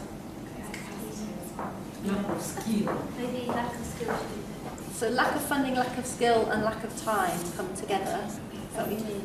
Not skill. Not I'd skill. say time is also Lack of skill. I think skill is more in regulatory resources. Like the low priority is also connected to this. This, Priority is connected to so many things. I think that a lot of people feel overworked, Yeah. so it becomes a liability because they have no time, which is linked to the fact that they haven't been funded specifically to do accountability work. Why don't we have that as one, and then we'll have lack of funding as one, and we'll have fear as one, and lack of policies, and they're all kind of interlinked anyway. And if we have that discussion, then we'll come out with pretty much broad kind of solutions. Is that all right? Okay. So, does anyone want to volunteer to be the chair of the fear discussion? Berju, did you want to do that one? Can we have the country people? Yeah, you seemed interested. Do you want to do that? Oh, you can see that, didn't I? Yeah, okay, Berju. So, Berju, would you stay where you are? Yeah. And then you can, anyone that wants to talk about fear can go to Berju. And then the second one is about lack of policies, lack of accountability. So this is a human resources issue, okay? So lack of policies, not in JDs, things like that. Okay, lack of, is that, no, that was there. And then the third one, who wants to do that one, the human resources issue? Anyone? That's you? yeah. Brilliant. Yes. Okay. Okay, that's you. So you can stay there. Okay. And you, anyone wants to talk about that, go to Nasir. Okay. Yeah. And then the third one is about lack of funding and issues around donor-driven activities. Who wants to do that one? You do that one? Brilliant. So do you want to maybe go into that corner, Gloria, and someone will come and find you there? And then 4 is low priority, lack of seen as an add-on, lack of buy-in from SMT perhaps as well could go into that one. Okay. So who wants to do that one? For every project that's health, nutrition, food security, education, we have to include 5% of the accountability test. We should start up for this kind of exercise. Yeah. The other one is mandatory to train all the staffs as well as M&E focal points to undertake the accountability as well as the calculation. Let's review your performance. It is good to have accountability and child participation as part of the requirement. So that's mentioned twice now, so we need to do that one, don't we? The other one is say lobby donors to prioritize accountability and child participation. Improve existing policies and procedures. Then encourage project accountability champions. Brilliant. Then the advocacy forum focusing on thematic areas. And then cost effectiveness and value for money. Can you describe a bit more what you mean by the last two? That's a different talk. So if we just, in terms of, well, the top one is around prioritisation. If we're talking about prioritisation, we talked about some funding one, but just developing campaigns or ways of communicating why it's important, which can influence the donor community and also for internal advocacy purposes. So there's, just in response to that, we've talked a lot about the need to do influencing. It's almost like an advocacy role. And there's a huge body of existing materials that have been produced to do that, so you don't need to reinvent the wheel. A lot of people have thought through the messaging, created films, done all sorts, so you know, don't need to start from scratch. But why does that hold kind of priority? So if you can, I'm not saying this is the best way, this is the most important thing, but if you can create those linkages, then you're going to get more traction at those items. And linking it to accountability and quality. Yeah, exactly. All the keywords that you need. Yeah. Can you turn it over for me? They're excellent ideas. What was I going to say? Yes, just that in my experience of training different people from different backgrounds, i.e. different types of job roles, it is really important to think through size training does not fit all actually. And I found that in training that some people always come to my one I do at head office for everybody and they feel that it's not relevant to them. And if I sat down with them maybe for 5 minutes and thought through how I could tailor the training to their specific needs and the needs of people that work in similar roles, suddenly they'd say, oh, actually it is relevant to me. But if you do a generic training for everybody, then it's likely that some people will just be sitting there thinking this is just not relevant to me, and they don't engage. So I think it's really useful to really tailor your approach in different ways. That's all. Okay, brilliant. Finally. Now it's on funding. We have the first advocacy to influence donors using clinical evidence that they fund child participation work, as well as advocacy internally to SMT, so that we get their buy-in. Include budget lines that involve children. For example, in monitoring, feedback meetings as part of your monitoring mechanisms. So it becomes part of the monitoring budget and not a standalone child participation activity that will get funding. Identify donors interested in child participation. Times it's no use fighting with some of these donors, but just identify those who have passion in children's issues and child participation. And fundraise internally for child participation. And a push for higher allocation for child participation and accountability. That's similar to the advocates that advocates for a higher allocation. I think it's similar to the 0.01% to 5%. Brilliant, thank you. Obviously, like it's child participation or accountability, but it fits in very well, and it's a great little resource guide. And what was the other thing I was going to say? Anyway, can't remember. I'll remember in a minute. But thank you, that's really useful. Can I comment? Pardon? I want to comment on that. Yes, of course you can.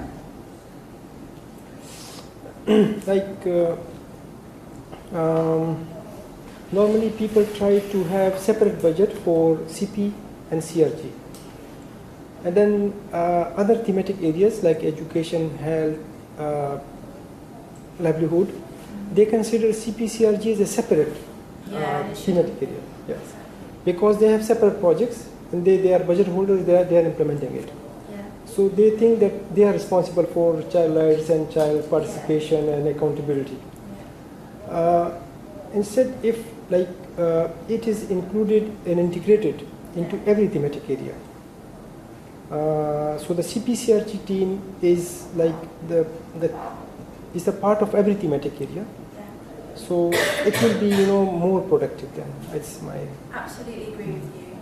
And this is all about the quality agendas, quality programming to do this work. So it should be absolutely integrated across thematic areas and not separated out.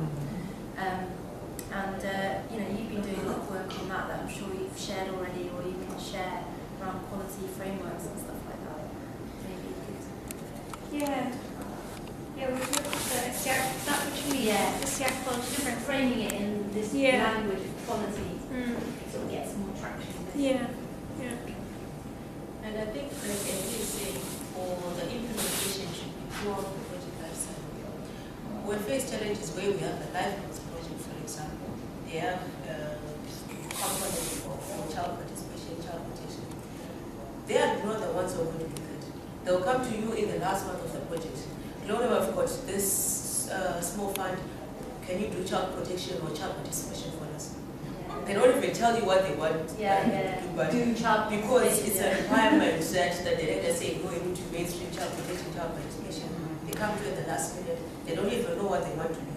And it's up to you now to decide on what you do to do it. At times it's really frustrating and the time frame is very short to do it. So I think these are things that should be vetted and ensured that participation is proper silent. Yeah, brilliant. I think that the one thing that keeps on getting mentioned over and over today is about this mainstreaming issue, about embedding children's participation in budgets, in planning, throughout the programme cycle, building the capacity of staff so that all staff take it as their responsibility. Getting buy-in is really crucial in order to get funding, in order to get support from SMT. There's, in this guide which I've given to you, we've put in a really, really detailed version of all that we've just discussed, and I do urge you to look at this because it enables you to kind of work through all of the ways in which you can make sure that children's participation is mainstreamed, and that's the key, I think, is that it's mainstream, that it's not just an add-on, like you said, that it's actually part of everybody's work, that it begins to be a culture change in our organisation where it's seen as normal quality programming to work with children in this way. And the more that we do it, the more we can build this body of evidence about why it's important and demonstrate the impact of it. Like I said, there's lots and lots of existing material out there, training guides, tools, anything, mapping of donors, it all exists, so you don't need to start from scratch, you don't need to reinvent the wheel all the time. So if there's anything you need like that, ask. But also, like you mentioned, make the most of networks, because it's actually talking to people, that what you mentioned as well, Virtue, about this kind of idea of supporting one another as you're going through it. It's that personal touch that really makes a difference, because if you can talk to somebody and you know that they've experienced this and they've gone through it, you're much more likely to trust them than you are a book, because it might not be relevant to your context.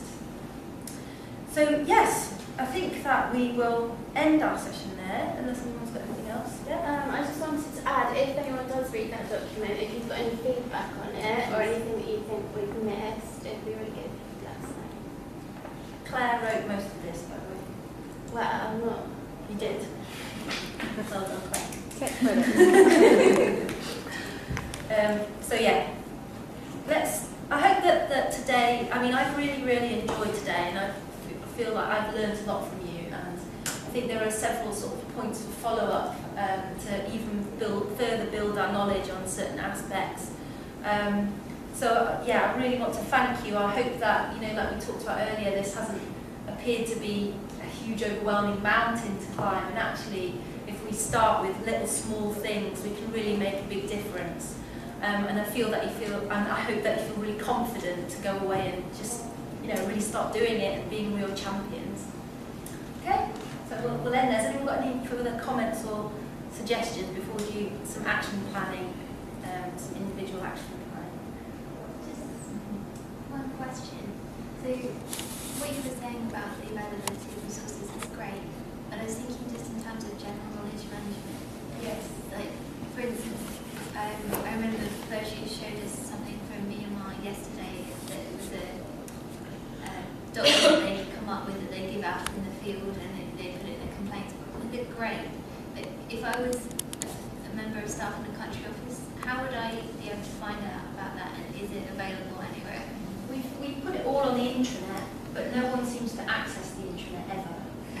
spent a lot of time putting it on the intranet, and don't think we get any, no one accessing it that way. So we've produced all these how-to guides we send out. I haven't sent these out to everyone yet, but I will do it really shortly, just by email, because it seems to be the best way of doing it. Generally, in child participation, there's a resource centre that Save the Children Sweden run, which is online, accessible to anybody, and it has a huge set of resources on participation. But we're also in the process of doing a consultation about developing a more comprehensive child participation hub online with searchable database. But we do a lot of it by email, really, don't we? Because we try to do, we had a big long chat about knowledge management for ages and planned it, and then it didn't really work. So we do a lot of. Sorry, is it email just in the office or the intranet or the do you mean the extranet? Email. Which one? Save the Children. You've been circulating through email. Do you circulate it to the head office only, or the people send it? We would send it directly to you. Yeah. Via email. So countries who have started the breakthrough, they get more than enough materials from us, both of us, in a way, I think. So much so that, I'm not sure how much they're able to actually read everything we send. We do emailing, we do telecoms, we do, sometimes we mail out stuff in boxes, they get them so that they see them. What was I going to say? For this week, though, Friday, we will give you, in a memories kind of stick, all the handouts and presentations from this week, so that everybody who's participated will have that. So it will be organized according to day, you know where to find it. Is that all right?